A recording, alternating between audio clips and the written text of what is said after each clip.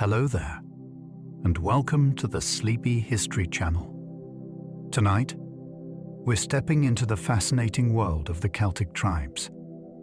They were not a single nation, yet their influence reached across much of ancient Europe. Their story is full of power, skill, mystery, and survival. To the Romans, the Celts could seem impossible to predict. To their own communities, they were makers of law, memory, metalwork, and identity. They built hillforts that dominated the landscape. They shaped iron into weapons of remarkable quality. They carried stories through spoken tradition with astonishing discipline. Their world was not simple. It was rich with leaders, traders, craftspeople, warriors, and learned figures whose names still echo through history. Some tribes vanished from the record. Others left marks that can still be heard in modern languages today. What makes the Celtic tribes so compelling is how much they changed and how much they endured. If you enjoy these gentle journeys, I invite you to like, subscribe, or share a thought below. It helps others find their way here too, one sleepy soul at a time. But for now, all you need to do is settle in. Let your shoulders soften. Allow your breathing to slow as we explore the remarkable world of the Celtic tribes together. Let's begin. Celtic tribes once stretched from Ireland to central Turkey. Their world was far larger than many people imagine. When we hear the word Celtic, it is easy to think only of misty islands, carved stones, and old songs from the Atlantic edge of Europe. Yet ancient Celtic-speaking peoples spread across a huge part of the continent. Their communities appeared in Ireland and Britain, across Gaul, through the Alps, into northern Italy, along the Danube, and far into the Balkans. Some groups eventually crossed into Anatolia, where Greek writers knew them as Galatians. This means the Celtic story was not a small regional tale. It was a vast Iron Age movement of languages, customs, trade, and power. Different tribes lived in different landscapes, and they did not all share one government. Still, they were connected by recognizable patterns of art, warfare, belief, and speech. Their presence left traces in place names, ancient texts, graves, weapons, coins, and legends. The scale of that world is astonishing. The Celts were never one empire, yet Rome feared them deeply. Rome was used to dealing with kingdoms, alliances, and rival powers that could be named on a map. The Celtic world was different. It was made of many tribes, each with its own leaders, loyalties, ambitions, and quarrels. That made them difficult to predict. A Roman commander might negotiate with one group while another prepared an attack. A trading partner in one season could become a battlefield enemy in the next. This was not weakness. It gave Celtic societies a restless energy that made them hard to control. Roman writers often described them as brave, proud, and dangerously independent. They remembered times when Celtic armies had humiliated Rome, threatened its cities, and shaken its confidence. Even when Rome became the greatest power in the Mediterranean, Celtic resistance remained a serious concern. The fear came not from a single throne or capital, but from a cultural world that could suddenly gather force and erupt with extraordinary violence. Some Celtic warriors fought naked to terrify their enemies. To a soldier facing them across a battlefield, the sight must have been unforgettable. Ancient writers describe certain Celtic fighters going into combat with little or no clothing, relying on courage, display, and shock. This was not simply madness or lack of armor. It was psychological warfare. A naked warrior sent a message before the first spear was thrown. He seemed to be saying that fear had no claim on him. His body became part of the challenge, marked by confidence and exposed to danger. Some may have done this only in particular regions or moments, rather than across the whole Celtic world. Still, the image fascinated Greek and Roman observers because it reversed normal expectations of battle. Most soldiers protected themselves with layers of equipment. These men turned vulnerability into intimidation. Their appearance made them seem wild, fearless, and almost impossible to break. Whether exaggerated or real, the memory became legendary. Celtic smiths made iron swords that changed European warfare. In the Iron Age, metal was more than material. It was power made visible. Celtic smiths became famous for their ability to work iron into long blades, spearheads, tools, fittings, and objects of high status. A sword was not only a weapon, it was a sign of rank, wealth, and identity. Making one required deep practical knowledge. The smith had to judge heat by color, hammer the metal without ruining it, and shape a blade that could survive impact. Some swords were plain and deadly. Others carried decorated hilts or scabbards that turned them into works of prestige. Across Europe, these weapons helped transform combat. Longer, slashing swords allowed warriors to fight with reach and drama, especially from horseback or in fast-moving clashes. Roman armies later studied and adapted to enemies who used such arms effectively. Behind every famous warrior stood an equally remarkable craft tradition, glowing at the forge. Druids preserved sacred knowledge without writing it down. In a world where writing existed nearby, the decision to rely on memory is fascinating. Druids were remembered as learned specialists who held religious, legal, and philosophical authority in parts of Celtic society. According to ancient accounts, their training could take many years. Students had to absorb large bodies of knowledge through speech, repetition, and discipline. This made learning a living act. Wisdom passed from voice to ear, from teacher to student, in a chain of memory. It also protected certain teachings from outsiders. If sacred knowledge was not written publicly, it could not be easily stolen, copied, or misunderstood by strangers. The Druids were not merely priests in the narrow sense. They could judge disputes, advise leaders, and preserve traditions that shaped communal life.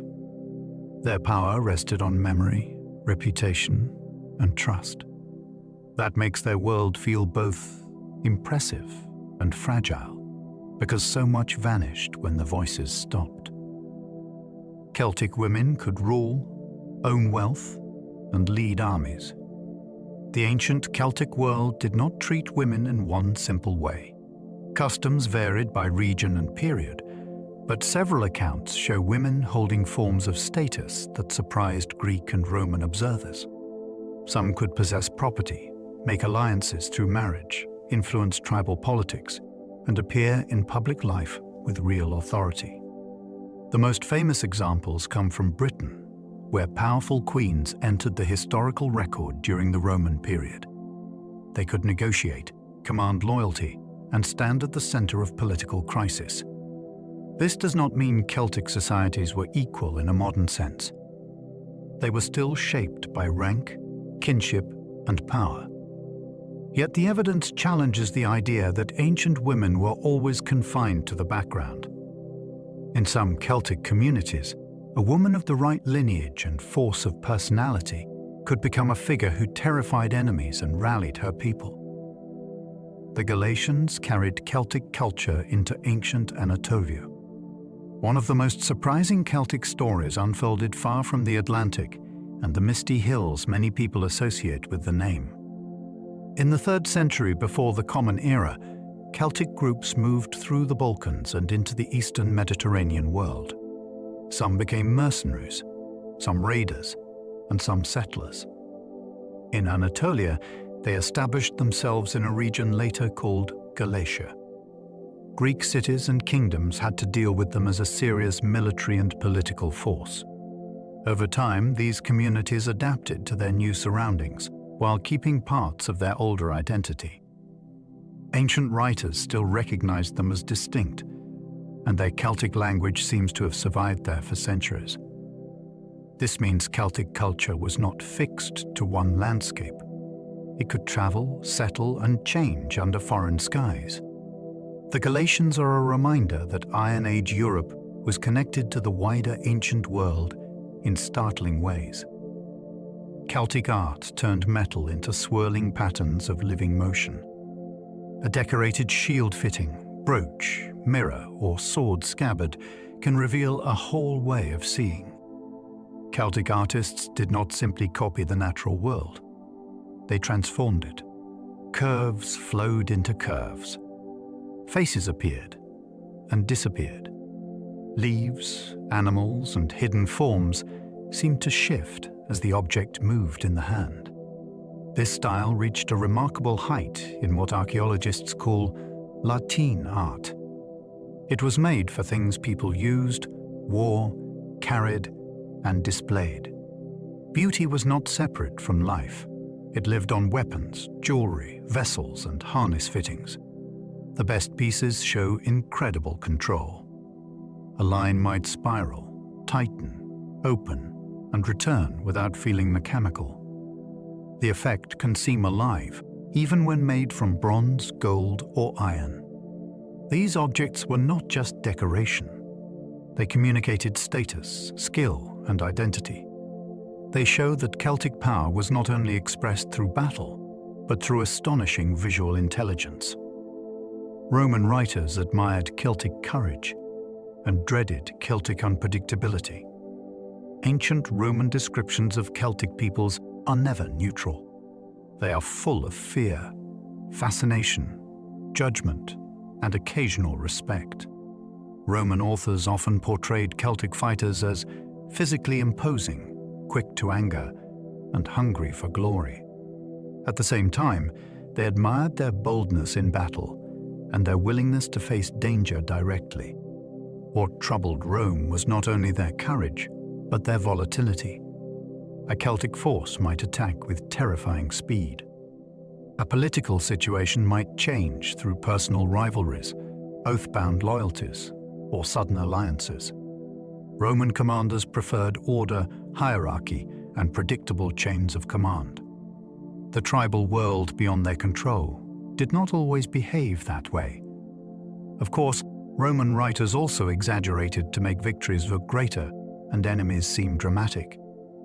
Yet those accounts preserve something real. Rome saw in the Celts a people who could not be dismissed as simple barbarians. They were dangerous because they had pride, skill, and momentum. Celtic languages still survive after more than 2,000 years. Empires rose, armies marched, laws changed, and borders moved, but the old speech family did not disappear. Modern Celtic languages are living descendants of ancient tongues once spoken across much of Europe. Irish, Welsh, Scottish, Gaelic, Breton, Cornish, and Manx each carry a different part of that inheritance. Some remained community languages through long pressure from stronger states. Others nearly vanished before revival movements brought them back into classrooms, signs, songs, and daily use. This survival matters because language is not just vocabulary. It holds memory, rhythm, place, humor, and ways of describing the world. When someone speaks Welsh in a village, Irish in a school, or Breton in a song, a very old thread continues. The people speaking today are not recreating the Iron Age. Their lives are modern. Yet their words belong to a family with roots deep enough to outlast conquest, migration, and centuries of silence. The Hallstatt culture grew rich from salt and mountain trade. Long before many famous Celtic tribes entered written history, communities around the Alps were already building wealth through control of precious resources. Hallstatt, in present-day Austria, became especially important because of salt. Today, salt is ordinary, but in the ancient world it could preserve food, support livestock, and make long-distance exchange possible. The mines around Hallstatt were worked with impressive skill. Archaeologists have found tools, clothing fragments, and traces of labor preserved by the same mineral that made the place valuable. Wealth from salt helped create powerful elites. Their graves could contain fine weapons, imported goods, wagons, and signs of far-reaching contact. Mountain routes connected this world to wider trade networks, carrying materials and ideas across Europe. The result was not a remote backwater, but a sophisticated early Iron Age society. Its prosperity came from something simple, hidden underground, and absolutely essential to human life. Latin artists created designs that still feel strangely modern. Around the middle of the first millennium before the Common Era, a new artistic style began to spread through Celtic Europe. Archaeologists named it after a site beside Lake Neuchâtel in Switzerland. What makes it so striking is its confidence. The designs do not look stiff or primitive. They bend, coil, and balance with a kind of controlled freedom. A pattern might suggest a bird, a mask, or a plant, then dissolve into pure rhythm. Modern viewers often find it unexpectedly fresh because it avoids simple realism. It feels designed to reward slow attention. These artists worked on metal objects that mattered in daily life and public display. Their patterns could appear on scabbards, brooches, helmets, and ritual pieces.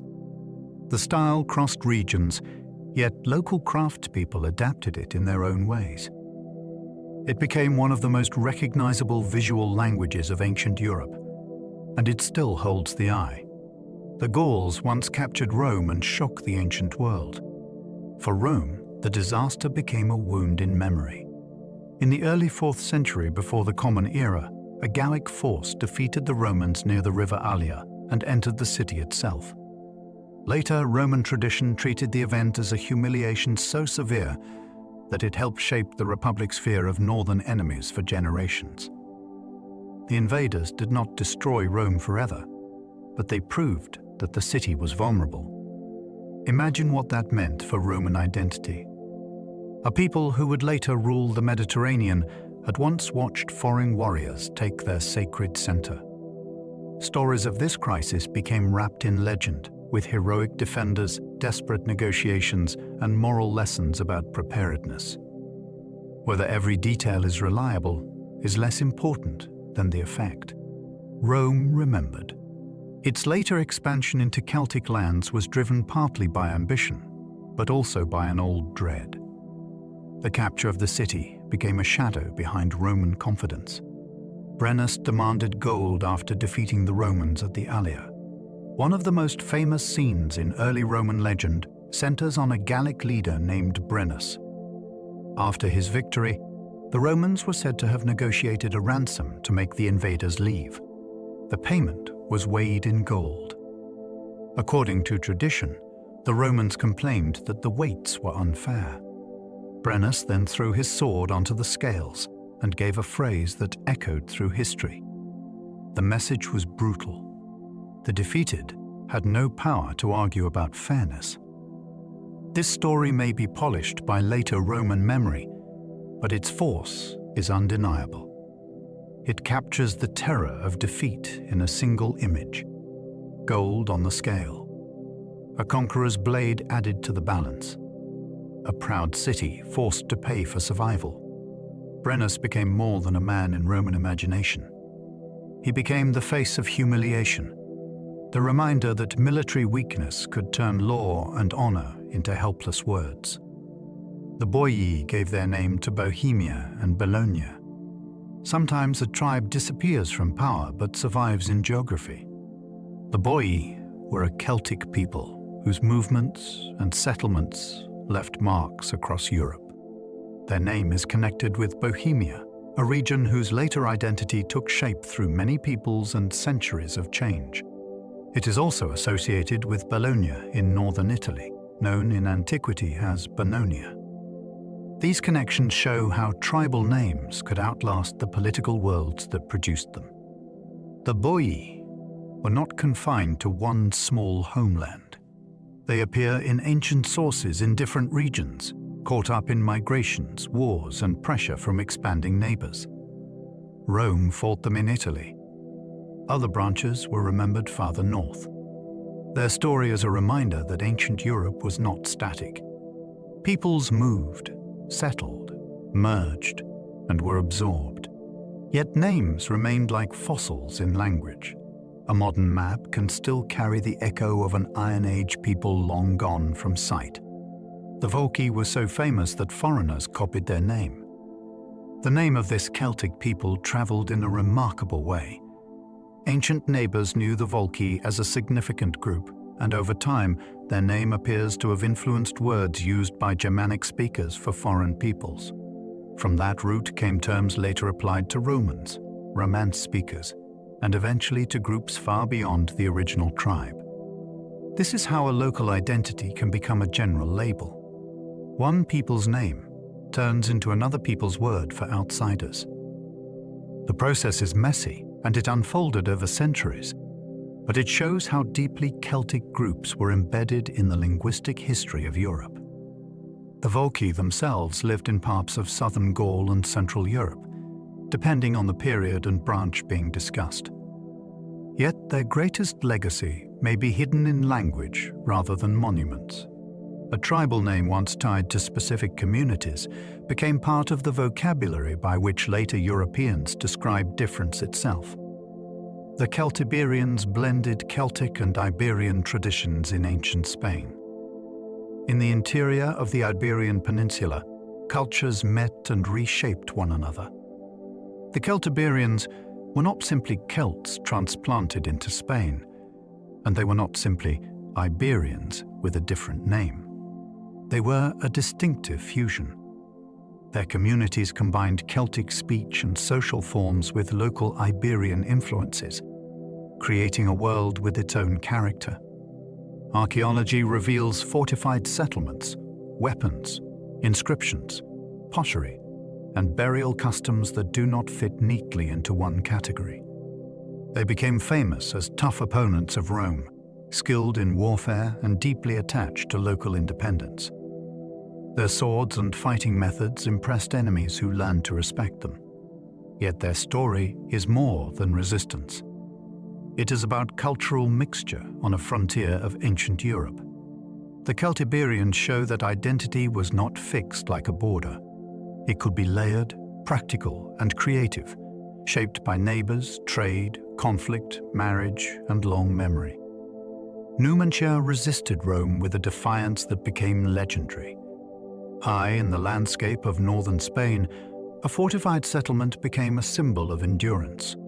Numantia stood against Roman power during a long and bitter struggle. The conflict was not a grand battle decided in one afternoon. It became a test of patience, hunger, strategy, and morale. Roman commanders found that conquest was far harder than expected. The defenders used the advantages of terrain, local knowledge, and fierce commitment. Eventually, Rome placed the settlement under a crushing siege. The end was tragic, but the memory became powerful. Later generations saw Numantia as an example of refusing domination, even when the odds were hopeless. For Rome, taking the place proved military persistence. For others, its fall became a story of resistance carried almost beyond reason. That is why Numantia still matters. It turns an archaeological site into a human drama about pride, survival, and the terrible price of freedom.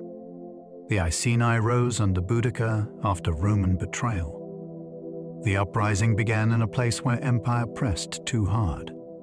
The Iceni were a tribe in eastern Britain whose relationship with Rome became unstable after the death of their ruler, Prasutagus. He had tried to protect his kingdom through arrangements that included the emperor, but Roman officials treated the situation as an opportunity for seizure. Ancient accounts describe humiliation, violence, and confiscation directed at the royal family and leading members of the tribe. That outrage helped ignite rebellion. Boudica, Prasutagus' widow, emerged as its central figure.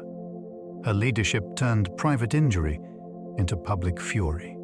The revolt gathered strength because it spoke to wider resentment against Roman control, debt, taxation, and abuse. What makes this moment so gripping is the speed with which a local crisis became a major threat to imperial authority. The Iceni were not merely reacting to one insult. They were striking back against a system that had broken trust. Boudicca's revolt destroyed major Roman towns in Britain. The rebellion she led became one of the most dramatic crises in Roman Britain. Once the uprising began, its force moved with terrifying momentum. Camulodunum, a colony filled with symbols of Roman occupation, was attacked and devastated. Londinium, still a developing settlement, was abandoned by the governor when he judged it impossible to defend. Verulamium also suffered destruction. Ancient writers describe enormous loss of life, though their numbers may be exaggerated. What is certain is that the revolt exposed how fragile Roman control could be when resentment spread faster than legions could respond. These towns were not only buildings. They represented administration, settlement, wealth, and cultural transformation. Burning them was a political act as well as a military one. For a brief moment, the future of Roman Britain seemed uncertain. The rebellion eventually failed, but its impact endured because it showed that conquest did not mean acceptance. Beneath the surface, anger was still alive. The Trinovantes joined Boudicca in a furious rebellion. Their involvement shows how quickly anger could travel through a conquered province. The Trinovantes had once been one of the most important peoples in southeastern Britain. Their territory included Camulodunum, which Rome turned into a colony for retired soldiers. That decision carried deep meaning.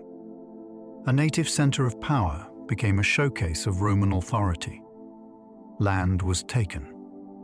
Veterans settled. A great temple to the imperial cult rose where local independence had once been felt. To many Britons, it must have seemed as if conquest had moved into their homes and dressed itself in stone. When rebellion erupted, the Trinovantes had their own reasons to join. They were not simply following another tribe's anger. They were striking against a system that had changed ownership, worship, and status in their own homeland. Their choice helped turn a regional uprising into a province-wide emergency. It reminds us that revolts are rarely born from one wound alone. The Brigantes controlled one of Britain's largest tribal territories. Their lands stretched across much of what is now northern England, which made them impossible for Rome to ignore. Size alone gave them weight. Their territory sat between the more heavily Romanized south and the difficult northern frontier. Whoever influenced the Brigantes could shape access to roads, uplands, rivers, pasture, and military routes. Yet a large tribe was not necessarily simple to govern. Power may have depended on alliances between local leaders, noble families, and dependent communities. This made their politics especially important. Rome could not treat them as a minor border people. They were a major force in a region where geography itself mattered. Hills, valleys, and open routes could become assets in diplomacy or resistance. The Brigantes reveal a different side of Celtic power. Not every story is about sudden revolt or famous last stands. Some tribes mattered because their territory made them central to every plan around them. Cartimandua ruled the Brigantes through diplomacy and Roman alliance. She is one of the most intriguing rulers in Iron Age Britain because her power depended on calculation rather than battlefield legend. As Queen of the Brigantes, she managed a huge and politically sensitive territory at a time when Roman influence was advancing northward. Her alliance with Rome gave her support, but it also placed her in a dangerous position among people who may not all have welcomed foreign friendship. Her most famous act was handing over the resistance leader Caraticus after he sought refuge with her. To Rome, this was loyalty. To her enemies, it may have looked like betrayal. Cartimandua's reign also became entangled in conflict with Venutius, her former husband, who later opposed her rule. Her story feels strikingly human because it is not a simple tale of hero or villain. It is about survival inside pressure. She ruled in a world where marriage, loyalty, and empire could become weapons. The Catuvalloni became powerful before Rome invaded Britain. In the generations before conquest, this tribe rose to a level of influence that changed the balance of southern Britain. Their power was centered north of the Thames, but it reached much farther through expansion, pressure, and political ambition. Archaeology and coinage suggest a society capable of projecting authority across neighboring regions. Their rulers used coins not just as money, but as messages. Names, symbols, and designs helped advertise status in a world where leadership had to be seen and remembered. The Catuvalloni were not isolated village people waiting for history to arrive. They were active players in the competitive landscape of rival tribes and shifting alliances. Their growth created tensions that Rome could later exploit. When invasion came, it entered a Britain already shaped by internal struggles. That makes the tribe important because it shows that the island had its own high politics before the legions crossed the Channel. Trinoblin ruled southeastern Britain like an Iron Age king. His name appears on coins with a confidence that still feels impressive today. Trinoblin controlled a powerful kingdom before the Roman invasion, and later tradition remembered him in ways that helped inspire the figure of Cymbeline. His center of power was linked with Camulodunum, a place of major importance in the southeast. Through coinage, diplomacy, and family influence, he seems to have ruled over a wide sphere rather than a small tribal pocket. His coins sometimes used Latin letters and Mediterranean imagery, which suggests contact with the Roman world before conquest. That does not make him Romanized in any simple way. It shows a leader using foreign styles for local authority. Trinoblin's Britain was not cut off from Europe. It traded, watched, adapted, and negotiated. His reign offers a glimpse of what might have developed if Rome had not invaded. A native kingship was already becoming rich, ambitious, and outward-looking. The Cilias resisted Roman conquest with extraordinary persistence. In southeastern Wales, Rome met people who did not yield easily. The Cilias lived in a landscape of hills, valleys, wooded ground, and difficult approaches. Such terrain could frustrate an army built for discipline and roads. Roman sources describe them as determined enemies who continued fighting despite repeated campaigns. Their resistance was not only a matter of courage. Geography helped them. Local knowledge helped them. The ability to avoid decisive defeat could be as powerful as winning a great battle. Roman conquest often depended on forcing opponents into open confrontation, then breaking them. The Cilias made that process hard. They belonged to a wider pattern of Western British resistance, where rugged country and strong local identities slowed imperial control. Their story reminds us that conquest was not a single event. It was a long, grinding process. In places like their homeland, Rome had to keep proving its power, again and again. Caratacus became famous for defying Rome across Western Britain. He began as a leader connected with resistance in southern Britain, but his struggle did not end there. After early defeats, Caratacus moved west and continued fighting among peoples who opposed Roman advance. This ability to keep resistance alive made him a serious symbol of defiance. He understood that Rome could win battles, yet still face trouble if leaders refused to accept final defeat. His name became famous because he was eventually captured and taken to Rome. There, according to ancient tradition, he spoke with such dignity before the Emperor Claudius that his life was spared. Whether every word of that scene is accurate or shaped by Roman storytelling, the image is powerful. A defeated enemy stood at the heart of empire and remained impressive. Caratacus mattered because he forced Rome to recognize courage in an opponent. His career turned resistance into reputation, and reputation into history. The Ordovices fought fiercely in the mountains of Wales. Their homeland gave them a natural fortress. The mountains and rough uplands of north and central Wales could break the rhythm of Roman warfare. Roads were harder to build. Supply lines were harder to protect. Ambush and withdrawal became dangerous tools in local hands. The Ordovices are remembered as persistent opponents of Roman authority, and their territory later became linked with major military campaigns. They were not fighting from vast cities or open plains. They fought from a landscape where every slope and pass could matter. That kind of resistance demanded patience from both sides. For the Romans, the region had to be subdued if Western Britain was to be secured. For the Ordovices, the land itself was part of identity and defense. Their story brings the Celtic world down from grand speeches into hard terrain. It is a reminder that geography can become a shield, a strategy, and a source of pride. The Caledonians lived beyond Rome's northern frontier in Scotland.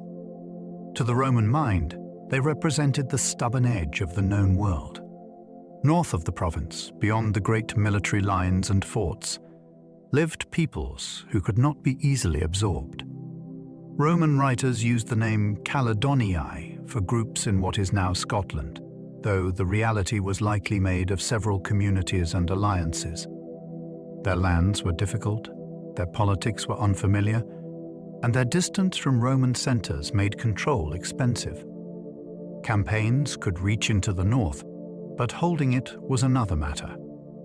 The famous Battle of Mons Graupius was presented by Rome as a triumph, yet the far north remained outside permanent provincial rule. That fact is remarkable. Rome could dominate the Mediterranean, govern Egypt, and command huge armies, but northern Britain stayed beyond its lasting grasp. The Caledonian world became a symbol of limits. Even the greatest empire could reach a place where ambition met resistance and weathered stone. The Picts later became famous for symbols carved into stone. They appear after the classic Iron Age tribal world, yet they belong to the long story of northern Britain. The people known as Picts left behind standing stones marked with mysterious symbols. Some show animals. Others display objects whose meaning is still debated. These carvings are not random decoration.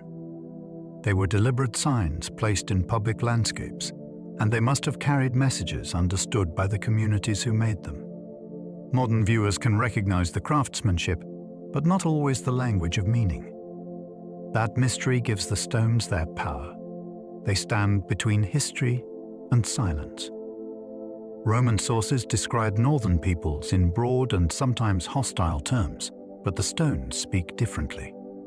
They show a society with its own symbols, status, and memory. The Picts remind us that not all history survives as written explanation. Sometimes it survives as an image cut into rock, waiting for meanings we may never fully recover. The Votadini guarded a vital stretch of northern Britain. Their territory lay in a region that later became crucial to the frontier between Roman Britain and the lands beyond.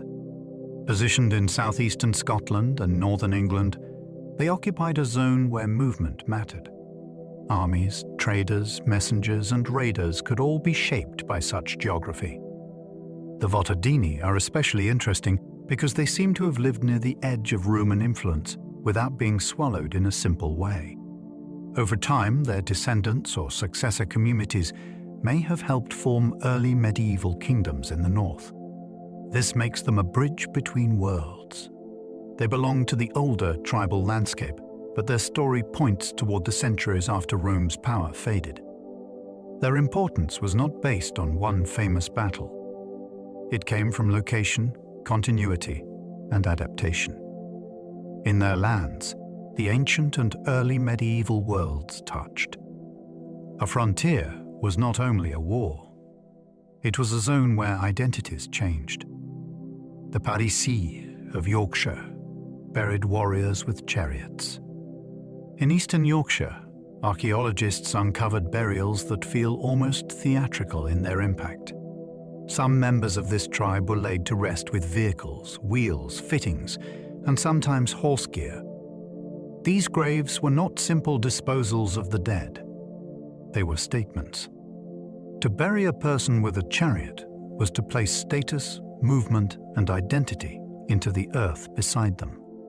The practice links Yorkshire to wider Iron Age traditions, while also showing a distinctive local character. A vehicle in a grave can suggest rank, display, or a role remembered by the living. It may also have carried symbolic meaning connected to journeying after death. Whatever the full explanation, these burials are among the most striking traces of Celtic Britain. They let us imagine a funeral where the community gathered around an object that once moved with speed and sound. Then it was lowered into stillness, becoming memory beneath the soil. The Attribates lived on both sides of the channel. Their story shows that the sea between Britain and Gaul was not just a barrier. It was also a route. The Attribates are known from northern Gaul and southern Britain, which suggests movement, contact, and political relationships across the water. For ancient communities, the channel could connect kin groups, trade networks, and ambitions. Boats carried goods, ideas, and people long before formal Roman conquest. Leaders could seek support across the water. Exiles could return with backing. Merchants could build familiarity between distant shores. This makes the Attribates especially useful for understanding pre-Roman Britain as part of a wider world.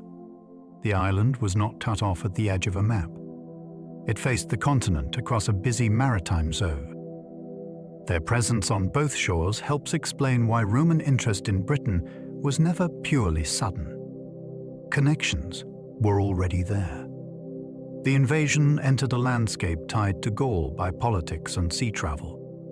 The Belgae shaped parts of Britain before Caesar arrived. Ancient accounts describe groups from the Belgic world crossing into Britain and establishing influence in the southeast. The exact details are complicated, and archaeology does not always match written sources neatly. Still, the idea points to a real pattern of contact between the continent and the island. Before Roman rule, Britain was already changing through migration, trade, and elite competition. Some communities may have adopted continental styles of coinage, pottery, burial, or settlement. Others may have claimed foreign ancestry as a way to strengthen status. The Belgae matter because they challenged the idea of Britain as a sealed world waiting for Rome to open it. The southeast had long been part of a zone of exchange. Caesar's arrival did not begin contact. It entered an existing network. The people he encountered were already aware of continental politics, and some may have had relatives, rivals, or allies across the water. Caesar claimed some British tribes had links with Gaul. His writings are part military report, part political performance, and part ethnography shaped for Roman readers. When he described Britain, he was explaining a place most Romans knew poorly. He noted that some communities near the coast resembled peoples across the Channel and may have had continental origins. This claim mattered because it made Britain seem connected to the conflicts he was already fighting in Gaul. It also helped justify attention to the island. If British groups were aiding enemies or linked to them by kinship, then intervention could be presented as strategic. Yet Caesar must be read carefully. He wrote to impress, persuade, and defend his actions. His observations can be valuable without being accepted blindly. The real fascination lies in the mixture. Some of what he saw was likely grounded in genuine contact. Some was filtered through Roman ambition. His words gave Britain a place in Rome's imagination.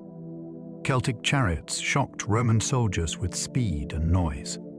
To troops trained for formation and discipline, the experience must have been unnerving. British chariots were not heavy vehicles designed to crash through ranks like later fantasy images suggest. They were fast platforms for movement, display, and harassment. Horses thundered forward. Wheels rattled. Drivers maneuvered with skill across ground they knew well. Warriors could throw missiles, close distance, withdraw, and return before infantry fully adjusted. The effect was partly physical and partly psychological. Noise mattered. Motion mattered. A chariot arriving at speed could disrupt attention and make a battlefield feel chaotic. Caesar described the technique with clear interest because it differed from the warfare he knew in Gaul. By his time, chariot combat had faded in much of continental Europe, but in Britain, it remained a prestigious and practical tradition. These vehicles show how old elite customs could survive when they still worked in local conditions. They made battle sound terrifying before it became deadly. British charioteers could leap down and fight on foot. Their skill lay in treating the vehicle not as a fixed seat, but as a moving stage of combat. A warrior could ride toward danger, dismount rapidly, fight among infantry, then return to the chariot when the driver brought it near. This required intense coordination between fighter and driver. The driver had to read the battle, control the horses, and keep the vehicle ready for escape or renewed attack. The warrior had to trust that movement would remain possible even after entering the crush of fighting. Such tactics blurred the line between cavalry and infantry. They allowed elite fighters to appear where needed, then vanish before being trapped. Roman observers found the method remarkable because it combined mobility with personal combat. It also reveals something about training. This was not random bravado. It demanded practice, confidence, and partnership. The chariot team was almost a single fighting unit made of human nerve and animal speed. Celtic hillforts were strongholds, markets, and symbols of power. A hillfort was more than a defensive ring on high ground. It could dominate the surrounding landscape in every sense. Banks, ditches, gates, and timber structures announced that a community had the labor and authority to reshape a hilltop. Some protected people during danger. Others helped control trade, storage, craftwork, or seasonal gathering. The very sight of ramparts could communicate status to neighbors and travelers. Building them required organization. People had to dig, haul, cut, plan, and maintain. That effort tells us something about social power before written records. Hillforts were places where leaders could display control without needing palaces of stone. Their entrances were often carefully designed, sometimes forcing visitors through impressive passages. Inside, there might be houses, workshops, animals, and stored food. Each fort had its own story. Together, they show that Iron Age communities could create landscapes of authority with earth, wood, muscle, and memory. Maiden Castle was one of Britain's largest Iron Age hill forts. Seen from above, it looks like a huge human decision carved into the Dorset landscape. Its banks and ditches sweep across the hill in great lines, enclosing an area that could hold a substantial community. The site developed over time, which means it was not built in one simple burst of effort. Generations reshaped it, strengthened it, and used it according to changing needs. Its entrances were especially elaborate, with winding approaches that would have impressed visitors and complicated attackers. Archaeology has revealed houses, storage pits, and evidence of daily life within the defenses. This matters because the place was not only a refuge, it was a lived environment. Later, during the Roman conquest period, the site became linked with violent conflict, though interpretations of the evidence have changed over the years. Maiden Castle captures the double nature of such places. It was home and monument, security and statement, community and warning. Orpida became huge fortified towns before Roman conquest. In parts of late Iron Age Europe, some Celtic communities developed settlements on a scale far beyond the small village. These large fortified centers are often called oppida. They could include streets, workshops, storage areas, religious spaces, and zones of elite control. Many were placed in strategic locations connected to trade routes, rivers, or defensible ground. Their walls could be impressive feats of engineering, sometimes using timber, earth, and stone in complex construction. Oppida show that Celtic society was not simply rural or scattered. In some regions, it was becoming urban in its own way before Roman rule. Craftspeople worked metal, minted coins, made pottery, and handled imported goods. Political authority may have gathered there because population, wealth, and protection were concentrated in one place. These settlements challenge lazy images of tribal life.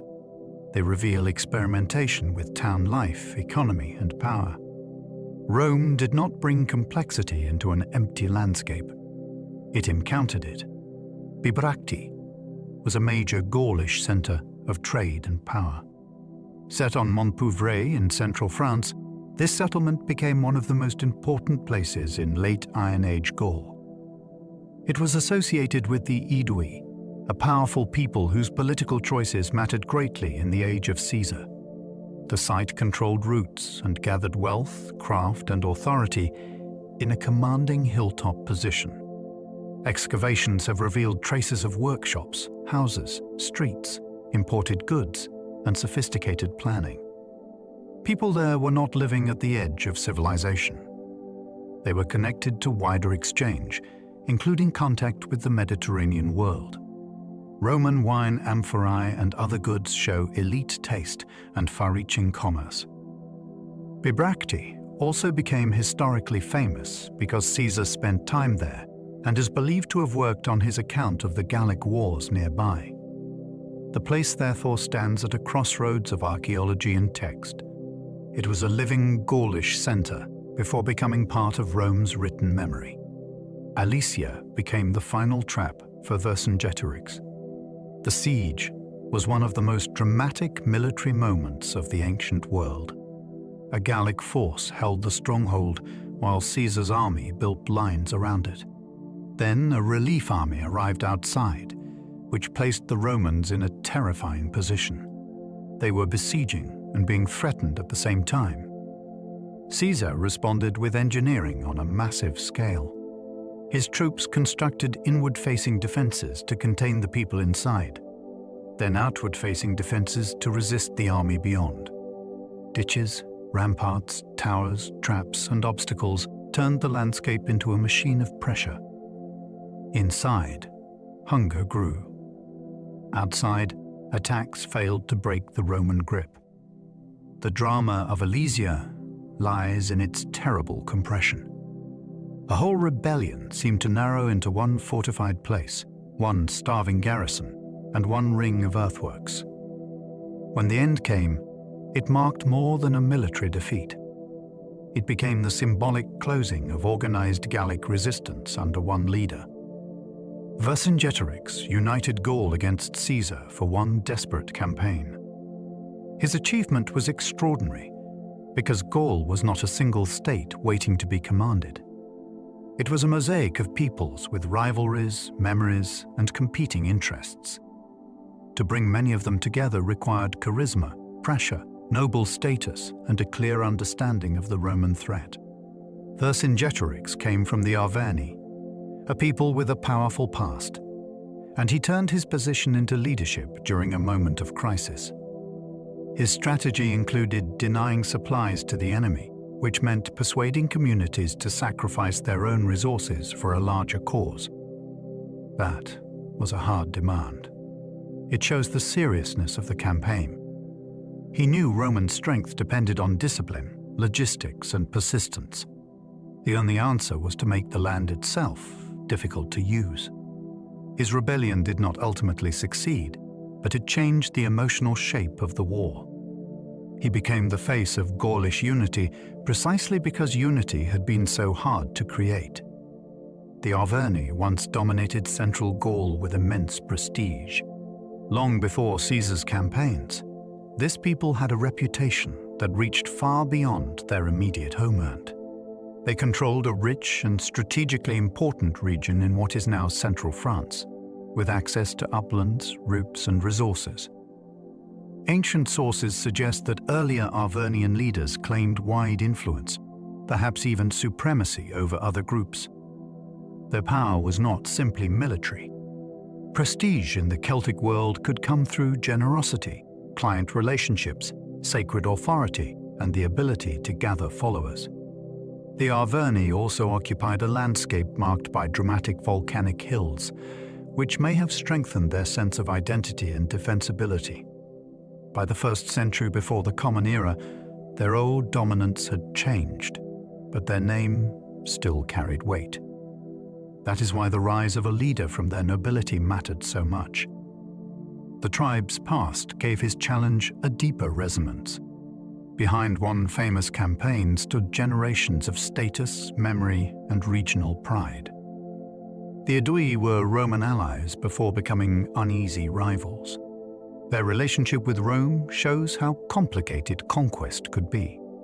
The Aedui were not simply enemies waiting to be subdued.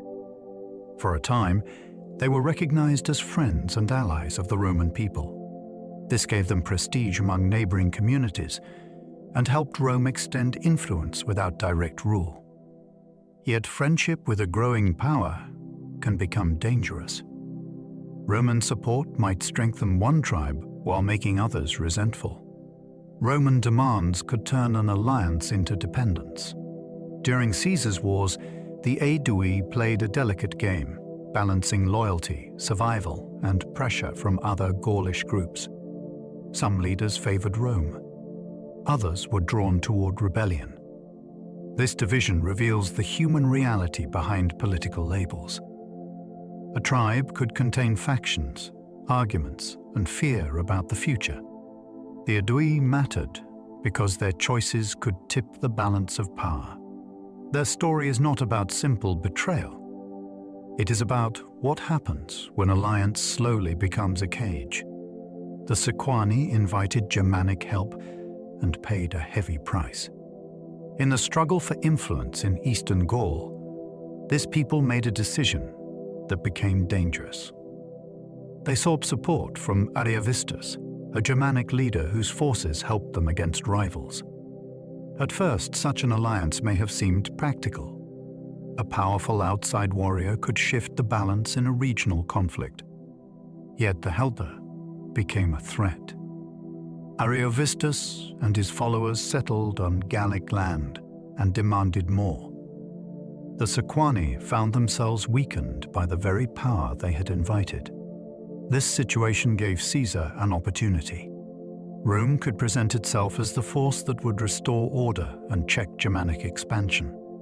The episode shows how local rivalries could open the door to imperial intervention. The Sequani were not foolish in some simple sense. They were playing a dangerous game in a violent political world. Their mistake was one that many peoples have made. A temporary ally can become a permanent problem. The Helvetii attempted a mass migration that alarmed Caesar. Their plan was bold enough to change the history of Gaul. The Helvetii lived in the region of modern Switzerland, but in the 1st century before the Common Era, they prepared to leave their homeland and move west. Ancient accounts say they gathered people, supplies, and wagons for a migration on an enormous scale. They even burned settlements behind them, which suggests a determination not to turn back. Caesar treated the movement as a grave threat.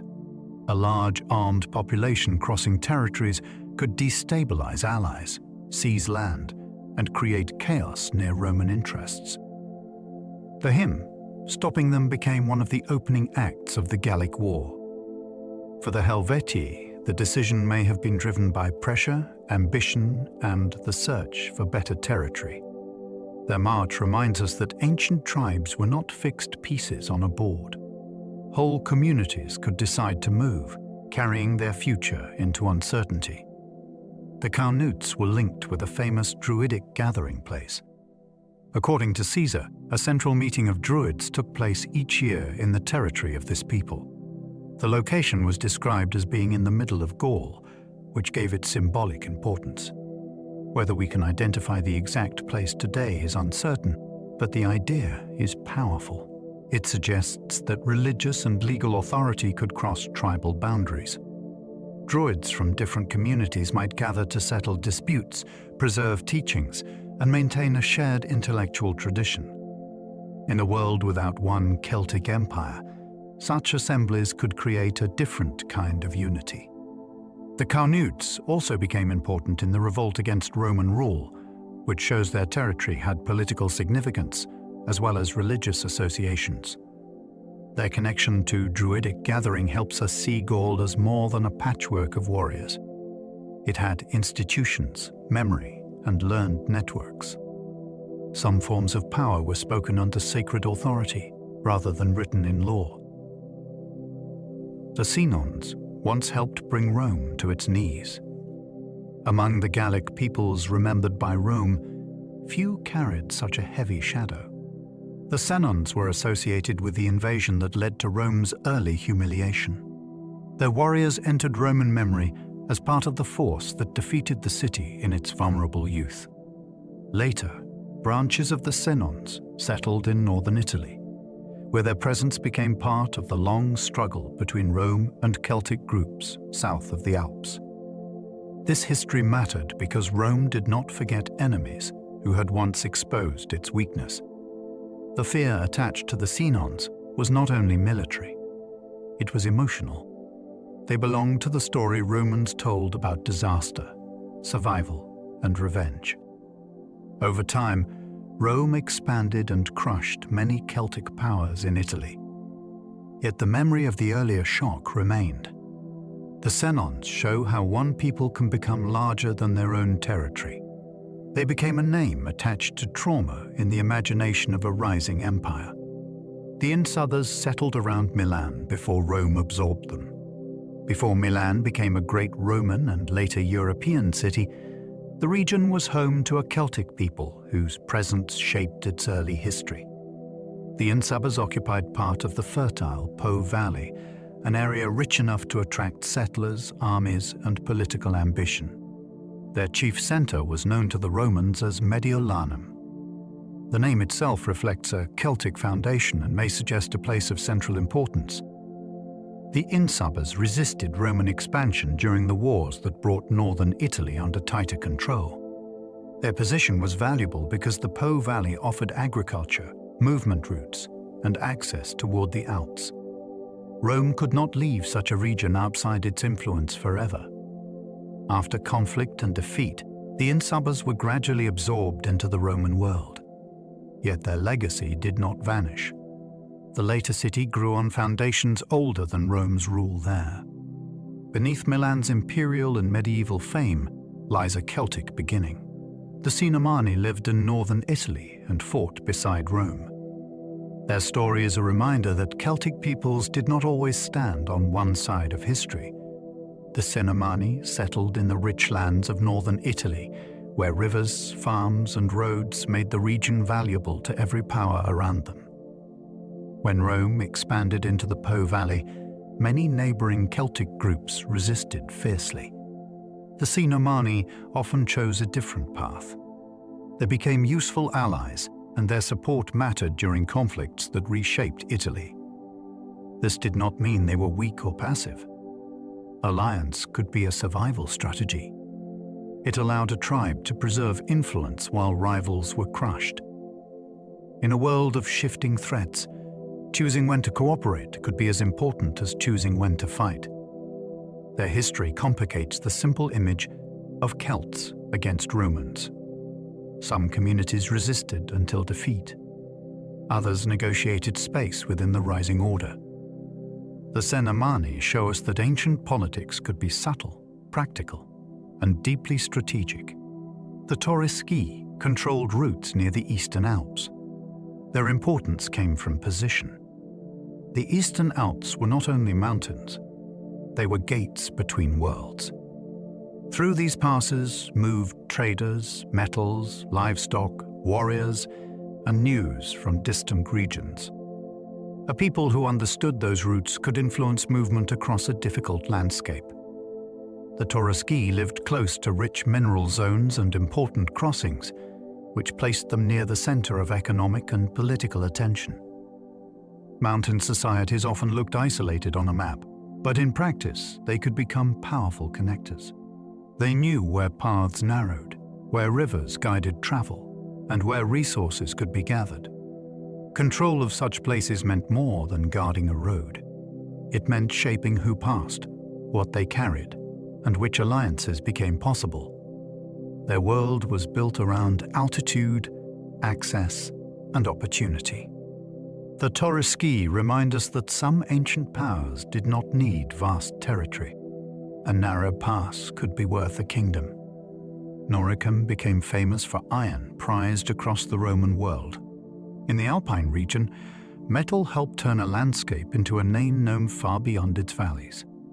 Noricum became especially renowned for high-quality iron, which Roman writers valued for weapons and tools. That reputation did not appear by chance. It depended on ore, charcoal, skilled labor, water, trade routes, and generations of technical knowledge. Iron production was dirty, hot, demanding work. It had fed the needs of armies, farmers, builders, and craftsmen. Roman interest in the area was therefore not just political. It was practical. A region that supplied excellent metal became valuable to imperial power. The people of Noricum were drawn into Rome's orbit partly because their land held material that empire could use. There is something striking about that. A sword carried far away might begin as stone in an alpine hillside. A remote furnace could influence the strength of a legion. Metal made Noricum matter. Celtic miners extracted salt that could make communities wealthy. Before refrigeration, salt was one of the quiet engines of survival. It preserved meat, supported food storage, helped manage livestock, and made trade more dependable. Communities with access to rich salt deposits could turn the earth itself into wealth. Mining it required courage and organization. Workers entered dark shafts, cut valuable mineral from the ground, and carried heavy loads through dangerous spaces. In some regions, salt was not gathered from the surface. It had to be won through skill and risk. That labor created more than food security. It created status. Leaders who controlled production and exchange could build networks of obligation. Merchants could move the mineral across long distances. Settlements near mines could grow richer than their size might suggest. Salt may look plain in the hand, but in the ancient world, it could shape power. A glittering crystal beneath the mountain could change the fortunes of an entire people. Iron Age salt mines preserved tools, textiles, and human traces. Salt does something extraordinary to the past. In the right conditions, it can protect materials that normally vanish. Wood, leather, fibers, and even fragments of clothing can survive where they would have rotted elsewhere. That gives archaeologists a rare view of ordinary working life. Instead of only weapons, graves, and stone foundations, they can study shoes, carrying sacks, mining tools, and pieces of woven fabric. These discoveries bring ancient labor close to us. We can imagine people entering the mine with lamps, wearing practical clothing, moving through tunnels, and repeating skills learned from others. The preservation is not glamorous in the way gold can be glamorous. It is better than that. It is intimate. It shows the touch of hands, the strain of work, and the practical intelligence of daily survival. In such places, the ancient world is not only represented by elites, it is preserved through the equipment of workers underground. The Celts traded amber across Europe in ancient luxury networks. Amber began as tree resin, but to ancient eyes it could seem almost magical. It was warm to the touch, light in the hand, and capable of trapping tiny pieces of life inside its golden surface.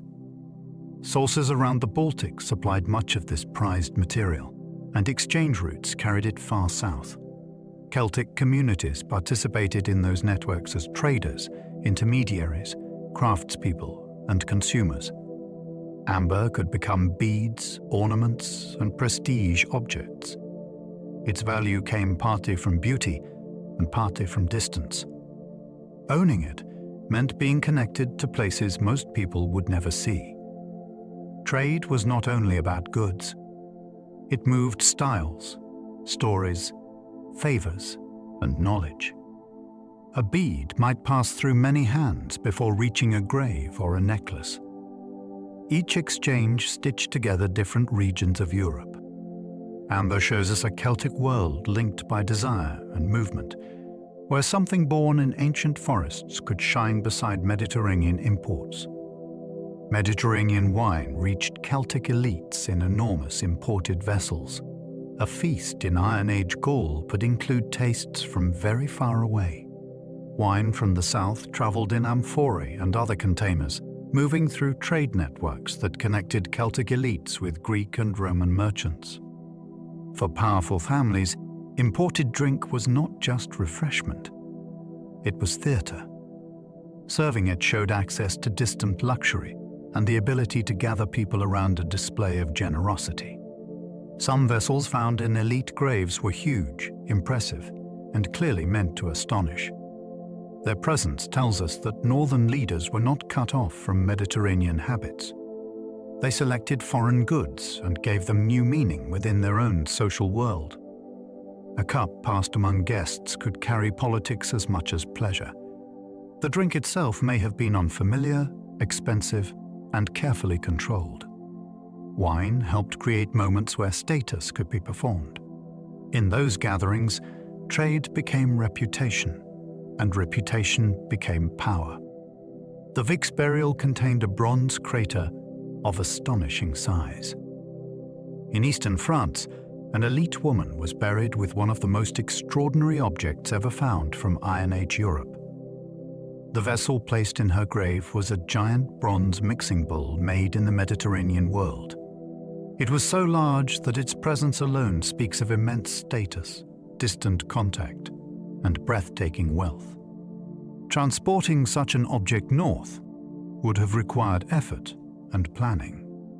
It was not a casual possession. It was a statement meant to last. The burial also contained jewelry, a wagon, and other rich goods, which together reveal a world where women could occupy remarkable positions of prestige. The crater suggests that elite culture was built through international connections long before Roman conquest. It also raises questions we cannot fully answer. Who was she? How did her community view her? Why was this object chosen for her final display? The grave feels like a message from power itself.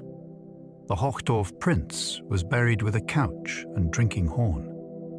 This burial in southwest Germany offers a vivid glimpse of elite display. The man inside was laid to rest with objects that speak of feasting, rank, and ceremony. Among the most striking was a bronze couch, richly decorated and fitted with tiny wheels. Near him was a large drinking horn, along with other equipment connected to hospitality and prestige. The message was clear. This was not an ordinary death.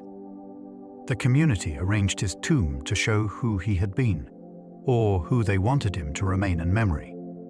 The burial chamber became almost a staged room for the afterlife. It suggests that leadership was tied to generosity, public display, and the ability to host important gatherings.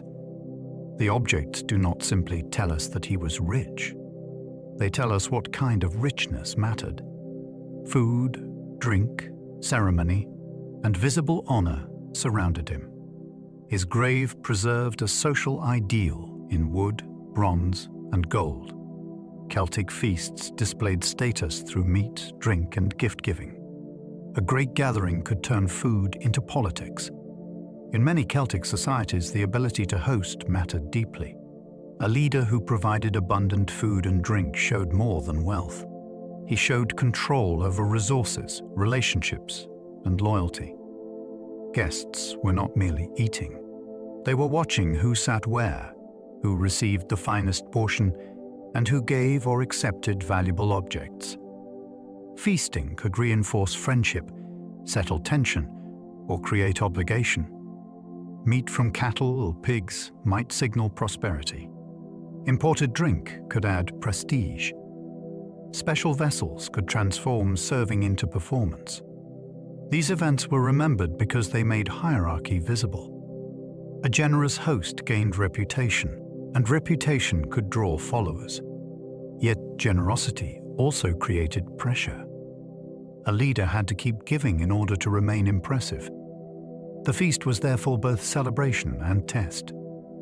Around the fire or table, power was tasted, witnessed, and measured by everyone present. Talks marked status and may have carried sacred meaning. A talk was more than a piece of jewelry. Worn around the neck, it framed the body in a way that made identity visible. Some were made from bronze. Others used gold or silver. Their forms could be plain, twisted, heavy, or richly decorated. In images and ancient descriptions, talks often appear with warriors, rulers, and divine figures, which suggests layers of meaning beyond ornament. To wear one may have signaled rank, bravery, sacred association, or membership in an elite group. The neck is a striking place for display because it sits close to the voice and the head. A shining ring there would catch the eye immediately. Talks were sometimes buried in graves or deposited as offerings, which means they could move between personal adornment, treasure, and ritual object. Their power lies in that ambiguity. They were beautiful, but they were also statements made in metal. Some gold talks were twisted with breathtaking technical skill. The finest examples reveal craftsmanship that feels almost impossible without modern tools. A goldsmith had to understand weight, tension, heat, and decoration with exquisite precision. Twisted strands could be shaped into powerful circular forms, and the terminals might be enlarged, patterned, or finished with remarkable balance. Gold is soft compared with iron, but that does not make it easy to master. It can bend, stretch, tear, and lose form if handled poorly. The maker had to control the material while preserving its beauty. Some talks look simple from a distance, then become astonishing when studied closely. Their surfaces show rhythm, symmetry, and confidence. Such objects required access to precious metal and the labor of specialists. They were not everyday accessories. They were portable declarations of wealth and authority. Imagine one catching light at a ceremony or gathering. It would not need words. The metal would speak for the person wearing it. The Snettisham hoards revealed spectacular wealth in Iron Age Britain. In Norfolk, discoveries of buried metalwork transformed how people imagined ancient Britain. The hoards contained many talks, fragments, coins, and other precious items, including pieces of extraordinary workmanship. They were not a simple treasure chest lost by accident. Their burial appears deliberate, though the reasons remain debated. They may have been offerings, stored wealth, political treasure, or ritual deposits made over time. Whatever their purpose, they show that Iron Age Britain could produce and gather wealth on a remarkable scale. The craftsmanship is especially striking. Some pieces combine heavy gold with precise shaping, creating objects that feel both powerful and refined. The hoards also remind us how much survives by chance.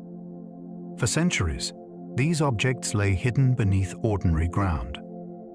Then they reappeared and forced a wider audience to rethink the sophistication of the communities that made them. The past was not poor in imagination. Sometimes it was buried in gold. Celtic coinage often transformed Greek models into dreamlike designs. When coins moved north from the Mediterranean world, Celtic artists did not simply imitate them. They reimagined them. A Greek ruler's head might become a pattern of curves, pellets, and abstract features. A realistic horse might be reduced into symbols that suggest movement rather than anatomy. To modernize, some coins look almost experimental. Yet they were not careless copies. They were creative translations. Local rulers and communities took a foreign object type and made it speak in their own visual language. Coins could carry political messages, mark authority, and support exchange. Their designs also reveal how ideas travel. An image made for one culture could be transformed so thoroughly that it became something new. This is one of the most fascinating features of Celtic art. It absorbed influences without losing confidence. On a coin small enough to fit between two fingers, ancient artists turned international contact into miniature acts of invention. Some Celtic coins showed horses reduced to powerful symbols. The horse was one of the most important images in Celtic coin design. Yet the animal often appears in a highly stylized form. The body might be curved or broken into separate marks. The legs could stretch into motion. The mane, head, and tail might become signs rather than realistic details. This transformation did not make the image weaker. It made it more forceful. The coin did not need to show a horse as a painter might see one. It showed the idea of speed, status, and controlled energy. Horses mattered in warfare, travel, display, and elite identity, placing one on money-connected value with prestige. Some designs also included wheels, stars, or other symbols, which may have carried meanings now partly lost. Each coin becomes a puzzle. It asks us to look beyond realism and notice how ancient artists could compress power into a few bold marks of metal. The Gundestrup cauldron remains one of Europe's strangest ancient masterpieces. Found in a Danish bog, this silver vessel has puzzled scholars for generations. Its workmanship is extraordinary, and its imagery is unlike almost anything else from ancient Europe. The scenes include figures, animals, ritual objects, and mysterious arrangements that seem to belong to a symbolic world we only partly understand. The cauldron was not made in an isolated artistic vacuum. Its style suggests connections between different regions, perhaps involving Thracian craftsmanship and Celtic religious themes. That mixture makes it even more intriguing. How did such an object travel? Who used it? Why did it end up in a wetland? A cauldron could serve feasting, ceremony, or offering, but this object feels too elaborate for ordinary use. It is a masterpiece precisely because it refuses to give up all its secrets.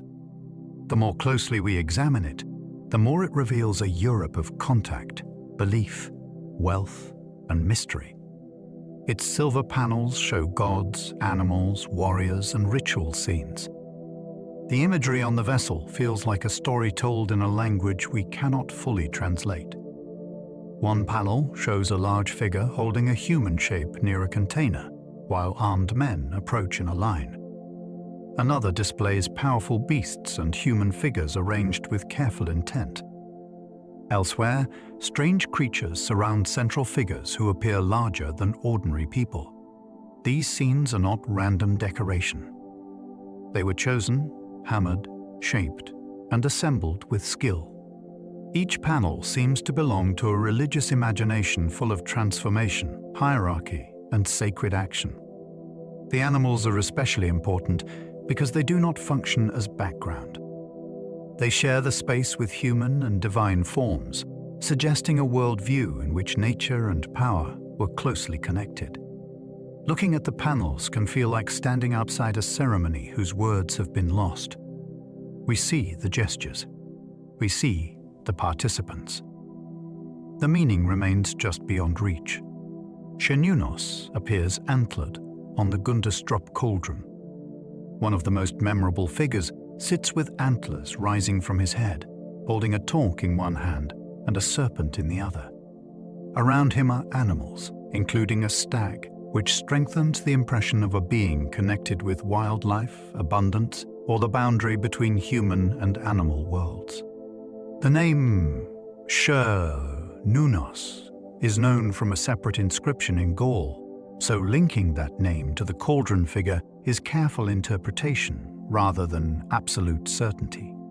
Even so, the image has become one of the most famous glimpses of Celtic religion. It feels calm, commanding, and deeply unusual. Unlike warrior gods shown in violent motion, this figure appears seated and composed. His power is not expressed through attack. It is expressed through presence. The antlers make him instantly unforgettable. They suggest growth, renewal, and animal strength. In a single image, we meet a sacred world that resisted simple categories. Celtic religion honored sacred groves, springs, rivers, and lakes. The divine was often encountered through place. A wooded enclosure, a flowing spring, or a body of water could become more than scenery. It could be a point of contact between human communities and unseen powers. This kind of belief leaves traces in deposits, inscriptions, later tradition, and Roman accounts. A spring might be valued for healing. A river could be treated as a living force. A grove might hold authority because it was set apart from ordinary use. Such places did not need grand temples at first. Their power came from location, memory, and repeated ritual attention. When people returned to the same natural site generation after generation, it became layered with meaning. Offerings placed there were not thrown away. They were given. This helps explain why Celtic religion can feel so closely tied to landscape. The sacred was not distant from the world. It was found within it. Many offerings were placed in water as gifts to deities. Archaeologists have found weapons, metalwork, coins, and other objects deposited in rivers, lakes, springs, and wetlands. To modern thinking, placing valuables in water may seem like destruction or loss. In an ancient ritual context, it could mean the opposite. It was a deliberate transfer from the human world to the divine. Water has a special quality because it hides what it receives. An object sinks, vanishes, and becomes unreachable. That disappearance may have made the gift more powerful. It had truly left ordinary use.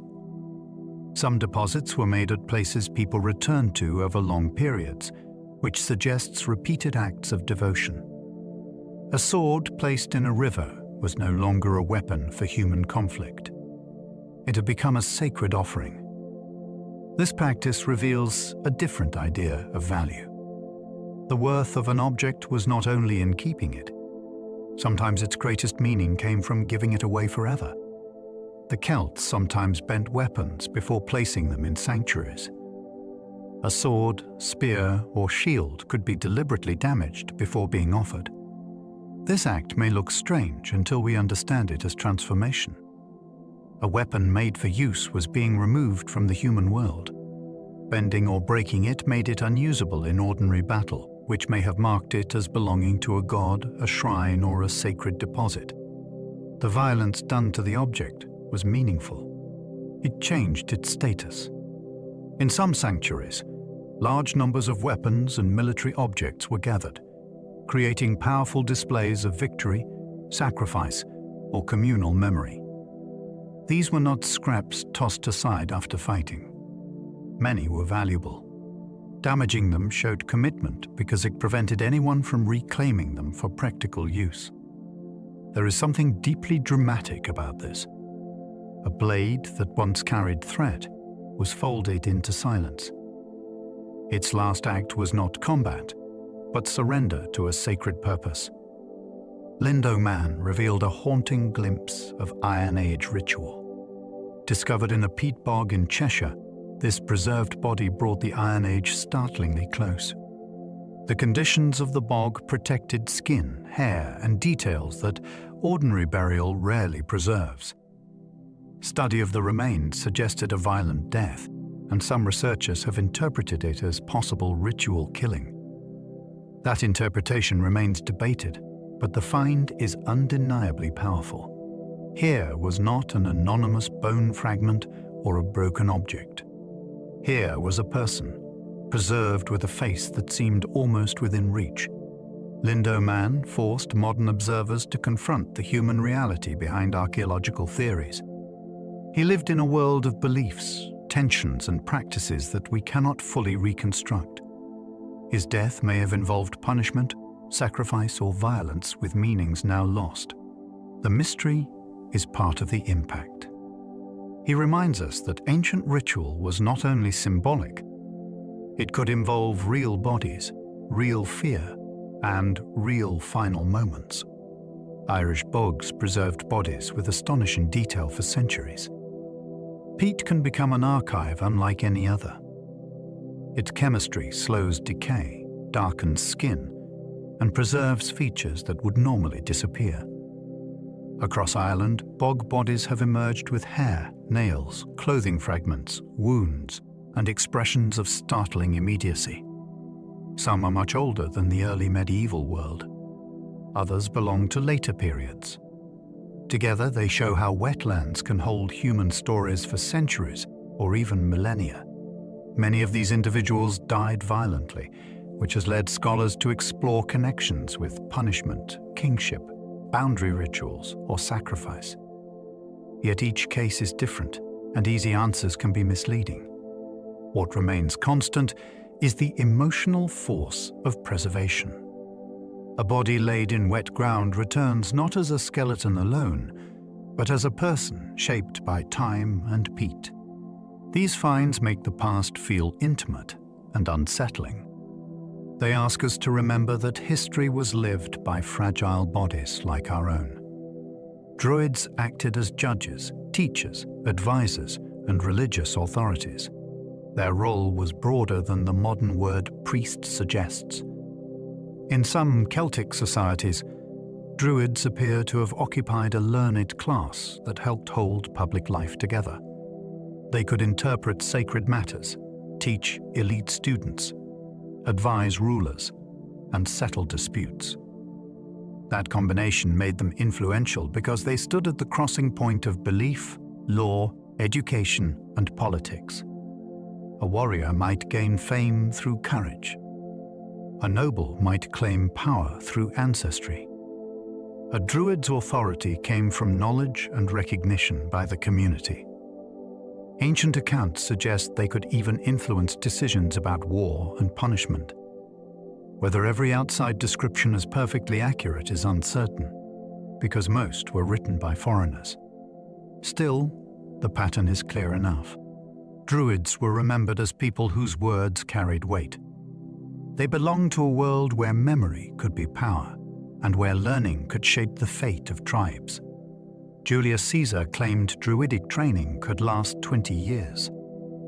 That detail is one of the most remarkable claims in his account of Gaul. A period so long suggests education of great seriousness, whether the exact number is literal or meant to impress Roman readers. Imagine spending years learning sacred law, legal judgments, genealogies, stories, rituals, and principles of the natural world, without relying on ordinary written manuals. The demand would have been immense. Students had to strengthen memory until it became a living library. Such training also created exclusivity. Not everyone could become a druid. Time itself became a gate. A person who completed such instruction would emerge with unusual authority because the community knew the cost of that knowledge. Caesar may have emphasized the length to make druids seem strange and formidable. Even so, the claim reveals something important. The learned traditions of Celtic Gaul were not casual. They required patience, discipline, and a belief that spoken knowledge could be preserved with extraordinary care. Celtic knowledge was remembered through speech rather than public books. This choice shaped the entire character of learning. Spoken transmission meant knowledge had to be performed, repeated, corrected, and embodied. A story could not simply sit on a shelf. It had to live inside trained people. That made memory a social responsibility. Teachers guarded accuracy. Students listened closely. Important material could be protected from outsiders because it was not displayed openly for anyone to copy. At the same time, the system was vulnerable. When institutions collapsed or specialists died, whole bodies of knowledge could disappear. This helps explain why so much about ancient Celtic belief remains difficult to recover. Their silence on the page was not ignorance. It was a different method of preservation. Public writing existed in some Celtic contexts, especially for practical or monumental purposes, but certain teachings seem to have remained deliberately oral. The result is both impressive and tragic. A civilization can be intellectually rich and still leave few books behind. Bards preserved praise, memory, and reputation through powerful performance. In a society where honor mattered deeply, the spoken word could make or damage a name. Bards were specialists in performance, and their art helped preserve the reputations of leaders, families, and communities. A praise poem could celebrate generosity, courage, ancestry, or victory. A sharp composition could shame the ungenerous and remind listeners of failure. This gave the bard a kind of social force. He did not rule like a king or fight like a champion, but he could shape how both were remembered. Performance also helped history travel. In a world without newspapers or public archives, psalm and formal speech carried news of deeds across halls and generations.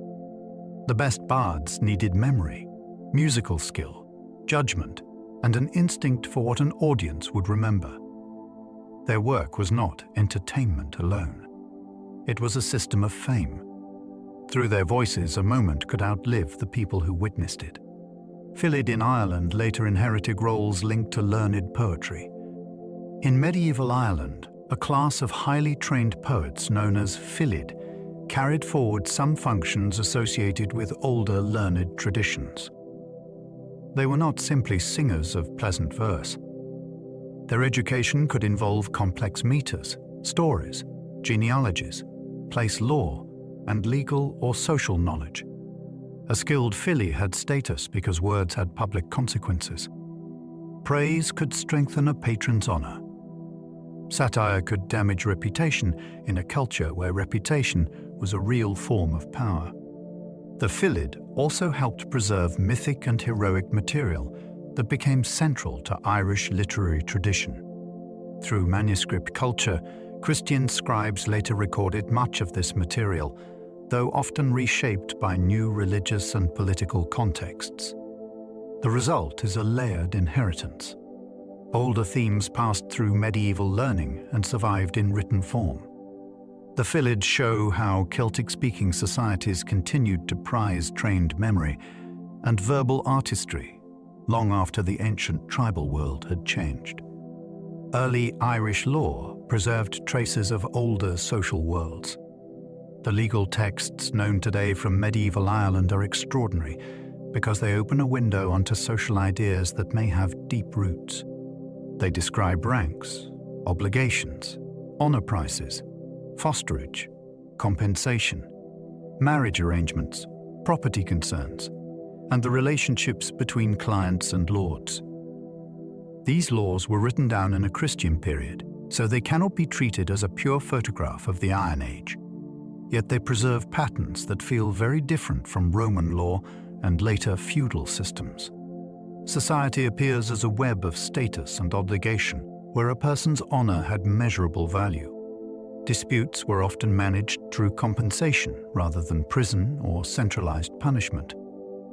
The detail is astonishing. It lets us see how carefully people thought about injury, reputation, and responsibility. These texts matter because they show that Celtic-speaking legal culture could be sophisticated without resembling imperial law. Order did not require Rome's model. It had its own logic. Cattle wealth shaped status in many ancient Celtic societies. To understand parts of the Celtic world, it helps to imagine wealth on four legs. Cattle provided meat, milk, hides, traction, and prestige.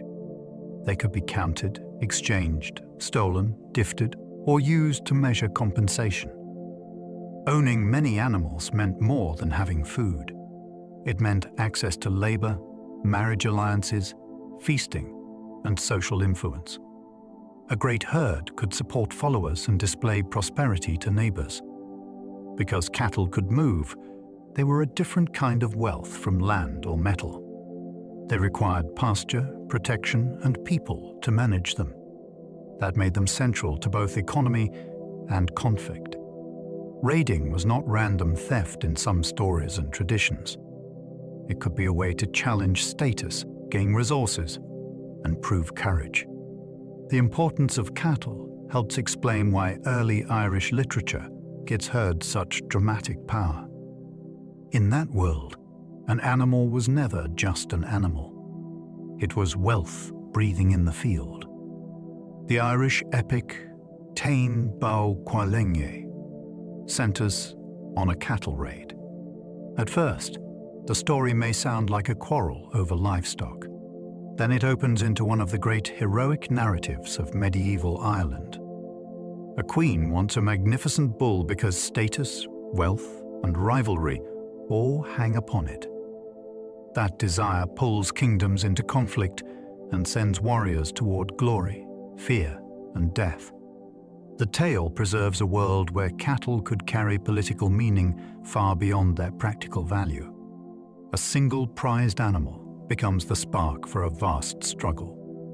Around that spark gather champions, chariots, boasts, prophecies, and impossible feats. What makes the epic so compelling is that it treats honor as something dangerously alive. People fight because reputation is never still. It can grow, shatter, or be stolen. Although written down in Christian Ireland, the story seems to echo older heroic values.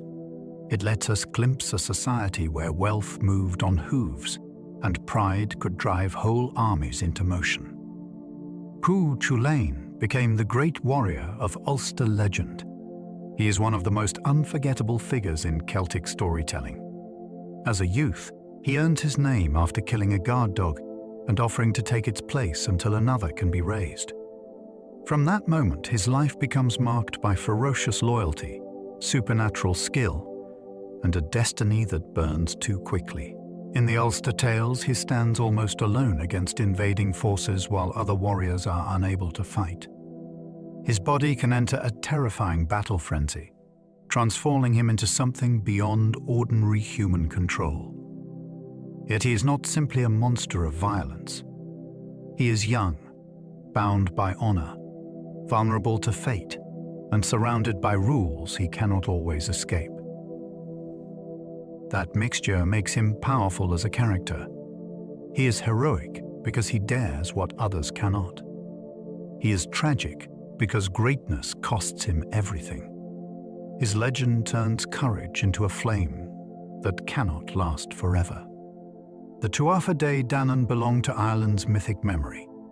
They appear in Irish tradition as a people of extraordinary skill, beauty, and power. Their stories place them before the later human order of Ireland, moving through a landscape where magic and sovereignty are closely linked. They are associated with treasures, battles, kingship, and hidden places beneath the earth. Later medieval writers tried to fit them into Christian history, sometimes treating them as ancient peoples, sometimes as beings of the other world. That uncertainty is part of their fascination. They stand between gods, ancestors, and legend. Figures such as the Dagda, the Morrigan, and Bridget show how rich this mythic world became. Each carries meanings that reach beyond simple character. They embody abundance, war, craft, inspiration, and transformation. The Tuatha De Danann matter because they preserve a deep layer of imagination in Irish culture. Through them, the island's past becomes not only historical, but sacred, enchanted, and alive with memory. Celtic festivals later echoed through names like Samhain and Beltane.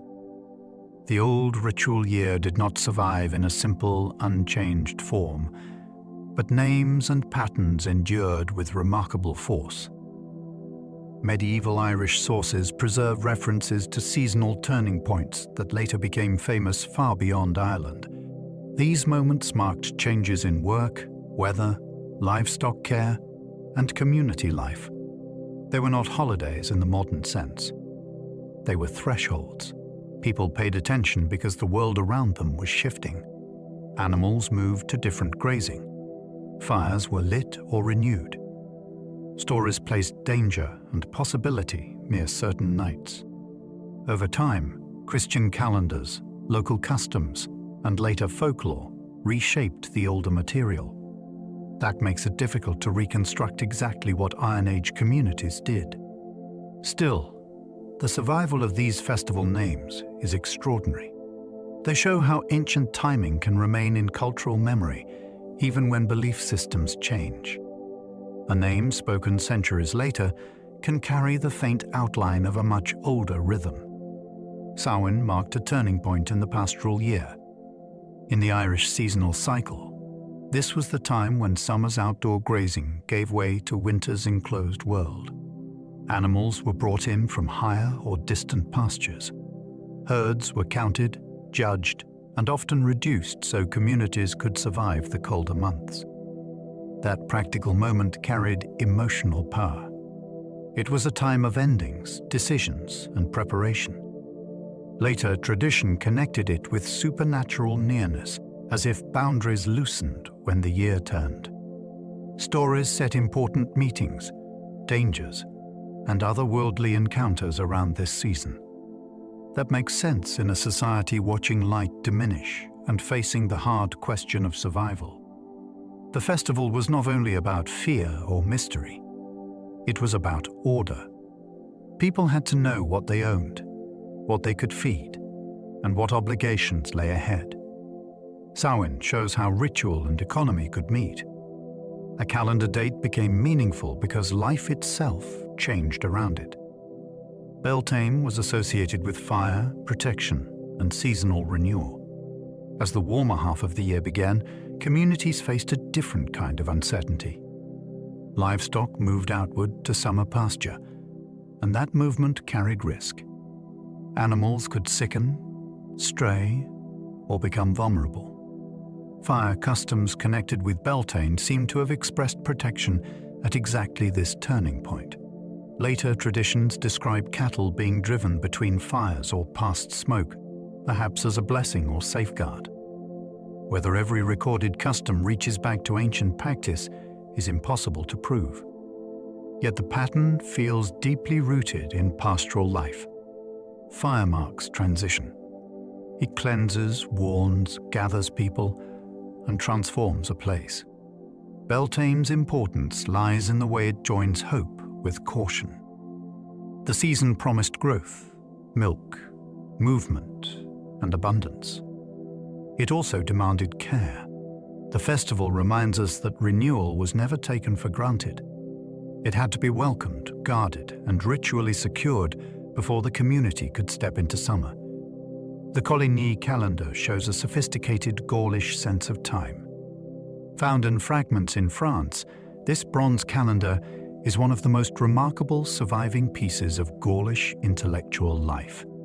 It records months in a Celtic language using Roman letters, which already shows a world of cultural contact.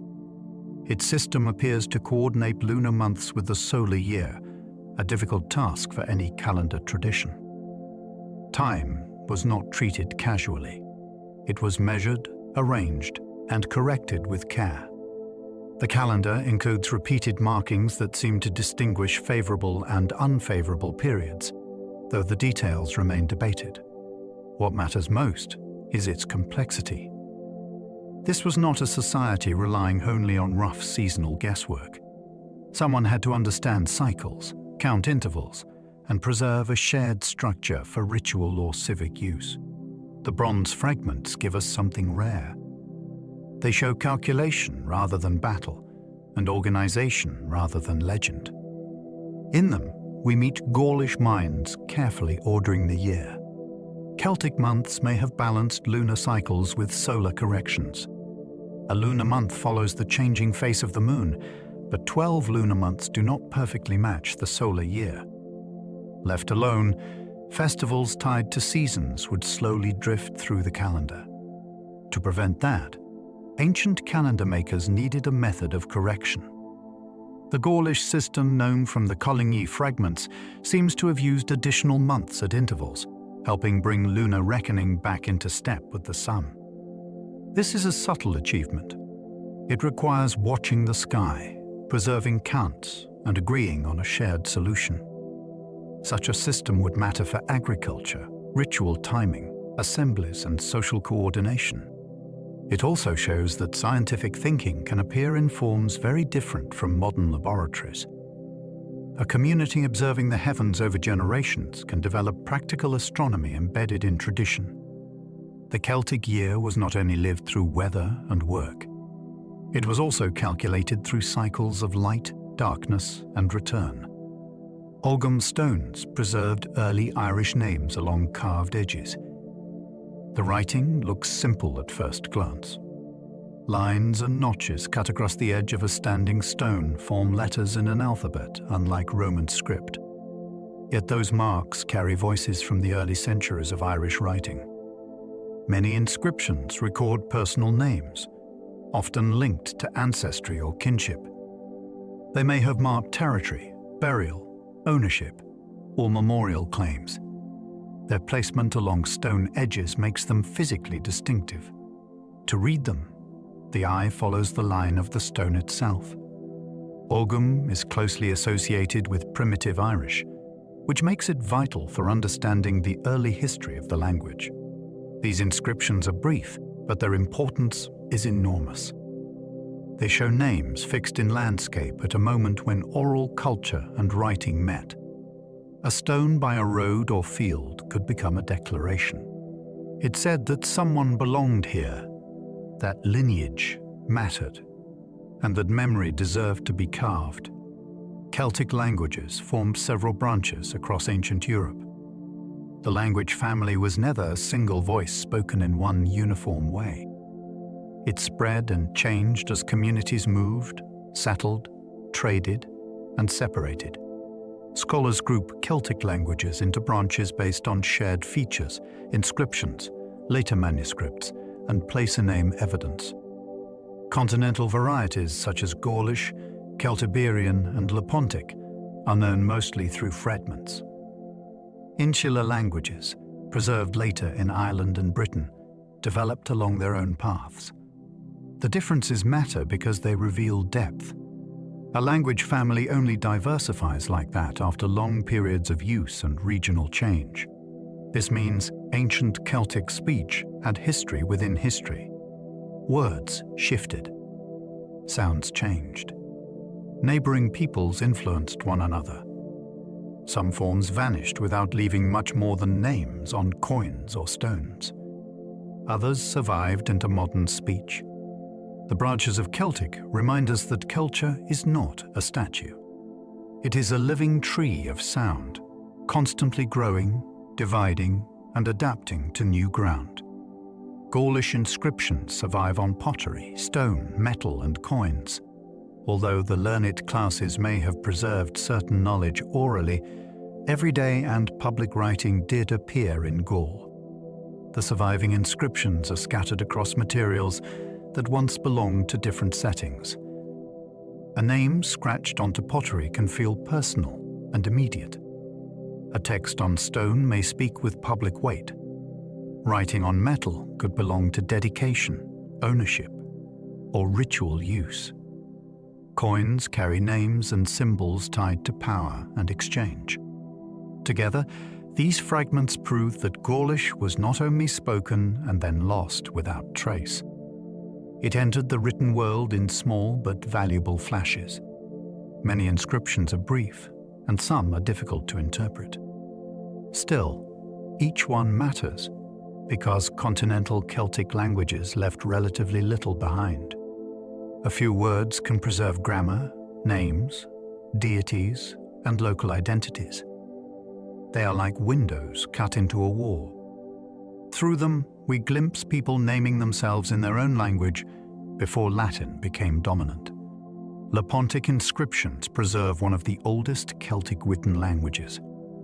In the region around the Southern Alps, early inscriptions reveal a Celtic language written centuries before many other surviving Celtic texts. Lepontic was recorded using an alphabet adapted from Northern Italic scripts, which reflects contact between Alpine and Italian cultures.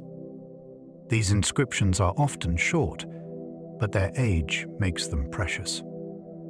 They show that Celtic-speaking communities were experimenting with writing before Rome controlled the region. A brief name on stone may not seem dramatic until we realize what it represents. It is a trace of speech from a world nearly vanished. It also proves that writing entered Celtic societies in more than one way. There was no single path from orality to literacy. Different regions borrowed different scripts for different purposes. Lepontic stands at that crossroads. It belongs to mountain landscapes, local identities, and early contact zones. Its inscriptions are small survivals with enormous historical weight. Celtiberian texts used scripts adapted from Iberian writing. In ancient Spain, Celtic speech entered writing through local systems already present on the peninsula. Celtiberian inscriptions used scripts related to Iberian writing, creating a fascinating blend of language and graphic tradition. This makes them especially important. They show Celtic identity shaped by its Iberian setting rather than simply imported from elsewhere. Some texts appear on bronze tablets, coins, and pottery. The most famous include legal or public documents that suggest organized civic life. Reading them is challenging because the script and language both require careful interpretation. Yet their existence changes the way we imagine the Celtiberians. They were not only warriors in Roman accounts. They were communities capable of recording agreements, names, authority, and public action in written form. Their script is a cultural meeting place. It captures a world where local invention and Celtic speech work together, producing records that still feel rare, technical, and deeply human. Modern Welsh, Irish, Breton, and Scottish Gaelic continue Celtic speech. These languages are living proof that conquest does not always end a voice. Each has passed through pressure, decline, renewal, and modern reinvention. Welsh remains widely visible in Wales through education, broadcasting, public signs, and daily conversation. Irish carries immense cultural importance and continues through both community speech and revival. Scottish Gaelic preserves a powerful tradition in the Highlands and Islands, while Breton connects northwestern France to the wider Celtic world. None of these languages is a museum object.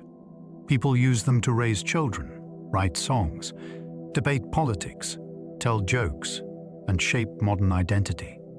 Their survival required persistence across centuries of social and political change. The ancient languages of continental Europe mostly disappeared under Latin and later tongues. On the Atlantic edges, related speech endured.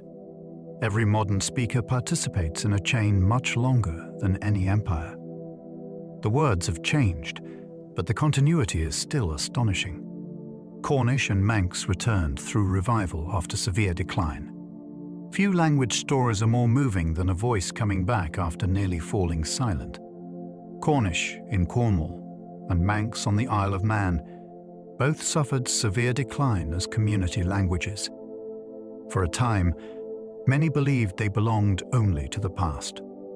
Yet manuscripts, remembered phrases, place names, songs, and determined learners kept enough alive for revival. Modern speakers rebuilt pronunciation, teaching materials, literature, and community use through patience rather than inheritance alone. That effort raises fascinating questions about what survival means. A revived language may not continue in an unbroken household chain, but it can still become meaningful and alive again. People choose it, study it, and give it new contexts. Children can learn words that once seemed destined for archives. Cornish and Manx show that identity can be an act of care. A language may weaken for centuries, then return because people decide that silence is not the end. Celtic place names still mark rivers, towns, and landscapes. Long after armies vanish and tribes are absorbed, names can remain. Across Europe, many rivers, settlements, hills, and regions preserve traces of older Celtic speech. These names are often among the most durable evidence for vanished languages because people keep using them even when they no longer understand their original meanings. A river name can pass from one population to another for thousands of years. A town may change rulers, religions, and official languages while retaining an ancient root beneath later forms. Place names help scholars map where Celtic languages were once spoken or influential. They also remind us that landscape is a memory system. People name what matters, and later generations inherit those names as part of everyday life. You may cross a river, enter a city, or read a map without realizing that you are speaking a fragment of the Iron Age. The past hides in ordinary directions. The Danube may preserve a name from ancient Celtic speech. The river is one of Europe's great arteries, flowing through many cultures and histories. Its name has been linked by scholars to ancient Indo-European and possibly Celtic forms associated with river divinity or flowing water. The exact linguistic pathway is complex because many peoples lived along its course and adapted names into their own languages. Yet the possibility is fascinating. A name spoken beside Iron Age settlements may still be recognizable in a modern word used across nations. Rivers are especially good at preserving old names because they outlast political borders. People can conquer a valley, but they often inherit the river's name from those who came before. If the Danube carries a trace of Celtic or related ancient speech, then every mention of it becomes more than geography. It becomes a survival of deep European memory. A river does not need writing to carry history. Its name can do that work. Many European cities grew where Celtic settlements once stood. Modern streets often hide older foundations beneath them. Before Roman grids, medieval walls, or modern boulevards, some important places began as Celtic settlements, strongholds, trading centers, or tribal capitals. Their locations were not accidental. Communities chose river crossings, hilltops, fertile basins, route junctions, and defensible ground. Later, powers recognized the same advantages and built over them. This means a city can have layers of identity stacked beneath everyday life. A railway station may stand near an ancient route. A cathedral may rise above a former sacred zone. A market square may continue a habit of gathering that is far older than its buildings. Archaeology sometimes brings these layers back into view through coins, ditches, walls, workshops, and burials. The result is humbling. Europe's urban story did not begin with stone forums alone. In many places, Celtic choices helped decide where people would keep living for centuries. Paris takes its name from the ancient Parisci tribe. The famous city began with a name rooted in a much older community. The Parisci lived in the region around the Seine before Roman power reshaped the area. Their settlement on the river's islands and banks occupied a strategic place for travel, trade, and control. Rome later developed the town known as Lutetia, but the tribal name endured and eventually became attached to Paris. That survival is remarkable because the city later became a capital of kings, revolution, empire, art, and modern life. Beneath all that fame is an Iron Age people whose name still greets the world. Most visitors never think of the Paligi when they hear the word Paris. Yet the connection remains. It shows how a local tribal identity can outlive the community that first carried it. A global city can rise across centuries, while its name quietly preserves a people from before Rome's full command. The Remi gave their name to the city of Reims. In northeastern Gaul, the Remi became important partly because of their relationship with Rome. They were among the tribes that aligned themselves with Caesar, a choice that brought advantage in a dangerous time. Their chief center later developed into Jurucortorum, an important Roman city. Over the centuries, the tribal name remained attached to the place we now know as Reims. That continuity turns the city's name into a historical clue. It remembers a people who navigated conquest through alliance rather than doomed resistance. Their decision was practical, and it shaped their future. Under Rome, the area gained roads, buildings, administration, and new status. But the older identity did not vanish completely from memory.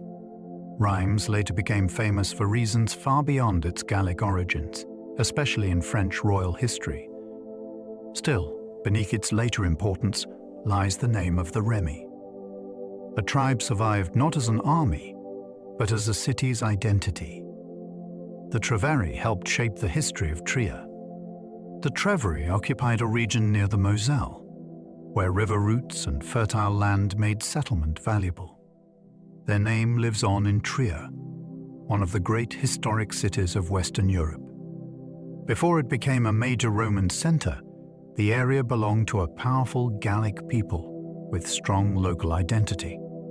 The Treveri are especially interesting because they show both adaptation and resistance. Some elites adopted aspects of Roman culture, while unrest and rebellion also appeared at different moments. Under Roman rule, Trier grew into an important city with monumental buildings, administration, and later imperial significance. Yet the older tribal name remained part of its story. This layering is what makes the place so fascinating. A Celtic people, a Roman city, and a later European landmark all occupy the same historical ground. Trier is not simply Roman in origin. It is also a continuation of a landscape first shaped by the Treveri.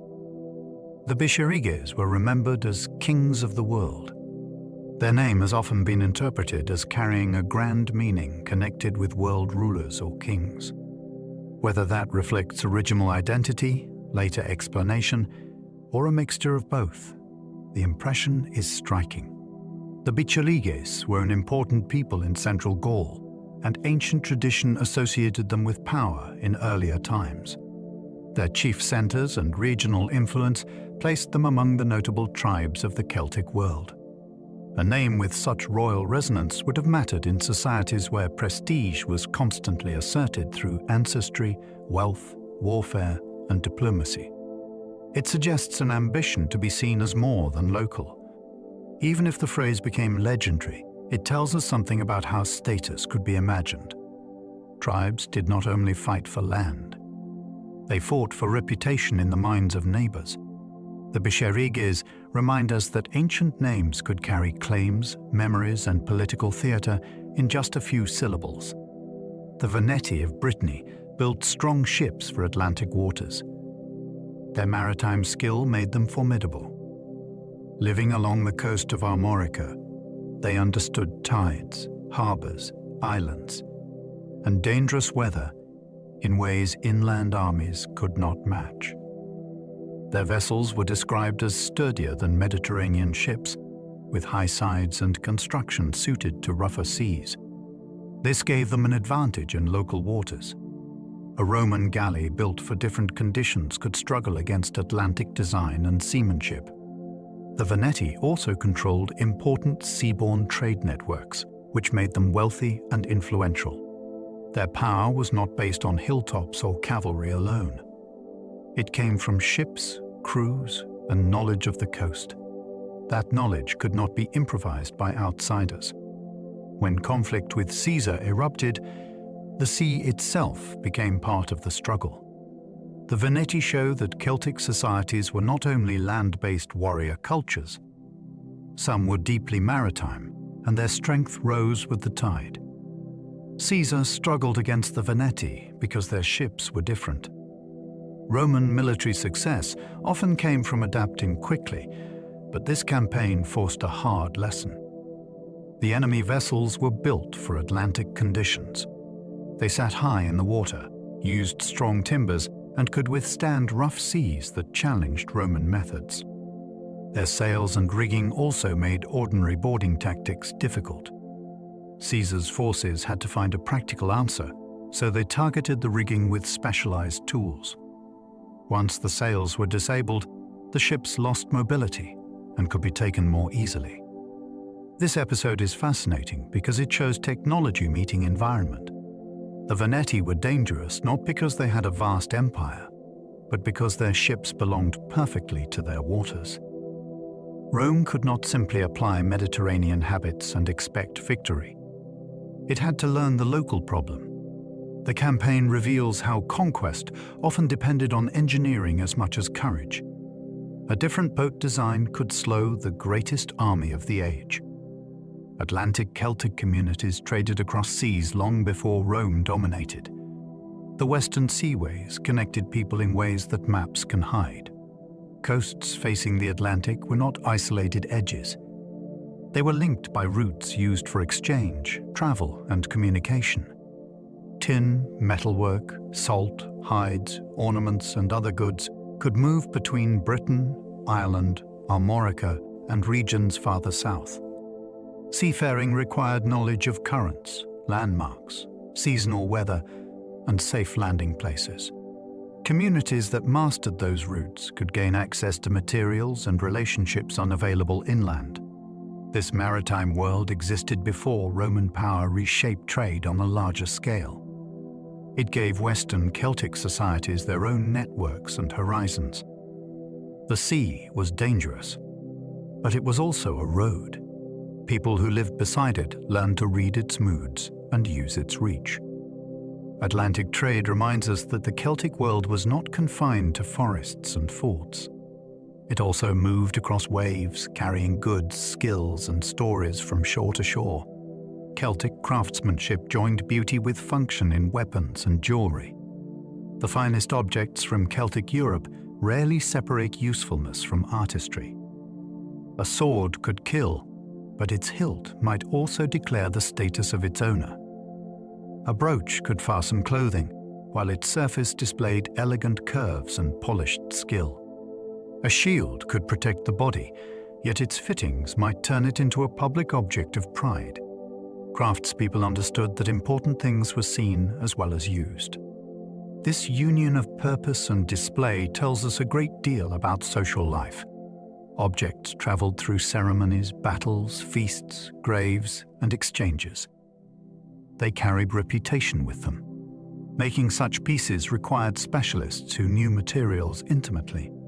Bronze, iron, gold, enamel, and coral could be shaped into objects that impressed both neighbors and enemies. The result was not decoration added after function. It was identity built into form. In Celtic craftsmanship, a useful object could become a statement of who someone was. Some Celtic shields were decorated as carefully as treasures. A shield was a practical defense, but it could also be a dramatic surface for display. Many wooden shields have disappeared because organic materials rarely survive, yet metal fittings and surviving examples reveal how striking they could be. The famous Battersea shield found in the Thames is a ceremonial masterpiece with red enamel and flowing bronze design. It may never have been intended for ordinary fighting, but it shows how shield imagery could carry prestige and sacred value. Even battlefield shields may have displayed color, pattern, or fittings that marked identity. Imagine a line of warriors advancing with decorated shields catching light, each surface announcing belonging and courage.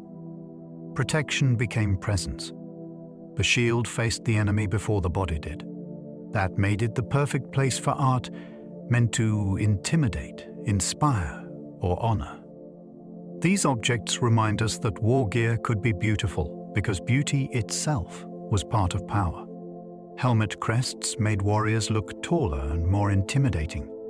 On an ancient battlefield, appearance mattered before contact began. A helmet with a crest, horn, animal figure, or raised ornament changed the outline of the person wearing it. It made the warrior seem larger, stranger, and more memorable. Some surviving helmets from Celtic contexts show remarkable imagination, including pieces with bird shapes or high decorative forms. Not all were practical for heavy combat. Some may have been ceremonial or reserved for display. Yet even display had military value in a society where reputation counted. A leader or champion needed to be seen. Height, movement, and shine helped create that effect. The goal was not only protection of the skull, it was projection of confidence. A crested helmet could turn a human figure into a symbol before battle even began. For opponents watching across open ground, that altered silhouette could make courage harder to hold. Ancient writers described Celtic voices as loud, bold, and commanding. The sound of a people can become part of their reputation. Greek and Roman authors often emphasized the force of Celtic speech, whether in battle cries, public argument, or formal boasting. We must remember that such descriptions were filtered through foreign expectations. Outsiders often made northern peoples seem dramatic, excessive, or untamed. Even so, the repeated attention to voice is intriguing. Celtic societies placed high value on spoken performance. Leaders persuaded followers. Poets shaped reputation. Warriors declared themselves. Assemblies required presence and nerve. In that world, a powerful voice could be more than volume. It could be authority. It could rally allies, shame rivals, or carry memory across a hall. The ancient comments may exaggerate, but they point toward cultures where speech mattered intensely. Before a name was carved, minted, or written down, it could be thrown into the air. A commanding voice could make history listen. Celtic identity survived conquest by transforming instead of disappearing. Rome conquered many Celtic peoples, but conquest did not simply erase them. Languages shifted. Laws changed. Cities grew. Local elites adopted Roman titles, clothing styles, and habits of public life. Yet older identities continued beneath and within the new order. Gods were renamed or paired with Roman deities. Tribal territories shaped administrative regions. Local art blended with imperial forms. Personal names, place names, and rural customs preserved older roots. In some Western regions, Celtic languages endured far beyond Roman rule. This is the deeper lesson of the Celtic story. Survival does not always look like open resistance. Sometimes it looks like adaptation. A people can lose political independence and still influence the world that absorbs them. Their memory may continue in speech, landscape, art, myth, and local pride. The ancient tribes changed because history forced them to change. Yet through that transformation, many traces remained. They did not vanish. They became part of Europe's foundation. And so, we come to the end of our journey through the world of the Celtic tribes. We have followed them across ancient Europe, from fortified hilltops to wind-swept frontiers, from crowded feasting halls to the edges of sacred water. We have seen how their world was not one empire, but a wide and shifting network of peoples, each with its own leaders, customs, rivalries, and stories. We have met warriors whose courage unsettled Rome, rulers whose choices shaped whole regions, and craftspeople whose hands turned metal into objects of beauty and power. We have wandered among hillforts, burial chambers, hidden hoards, and carved stones. We have listened for the voices of druids, bards, queens, traders, and travelers, all moving through a world that was far more complex than simple legend allows. And even after conquest, their story did not truly end. It changed shape.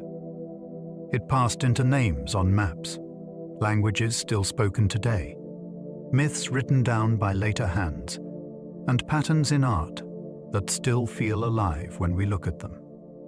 If you enjoyed this gentle journey through history, you're very welcome to like, subscribe, or leave a thought below. It helps others find their way here too, one sleepy soul at a time. And if you're still awake, there should be another video waiting on the screen, ready to carry you into another calm corner of the past. But for now, there is nothing more you need to do. Let the old tribes fade softly into the distance. Let the hills grow still. Let the fires sink low. Let every name, every place, and every echo settle gently in your mind. Allow your shoulders to loosen. Let your breathing slow. Let the weight of the day drift away until only rest remains. Sleep well, and good night.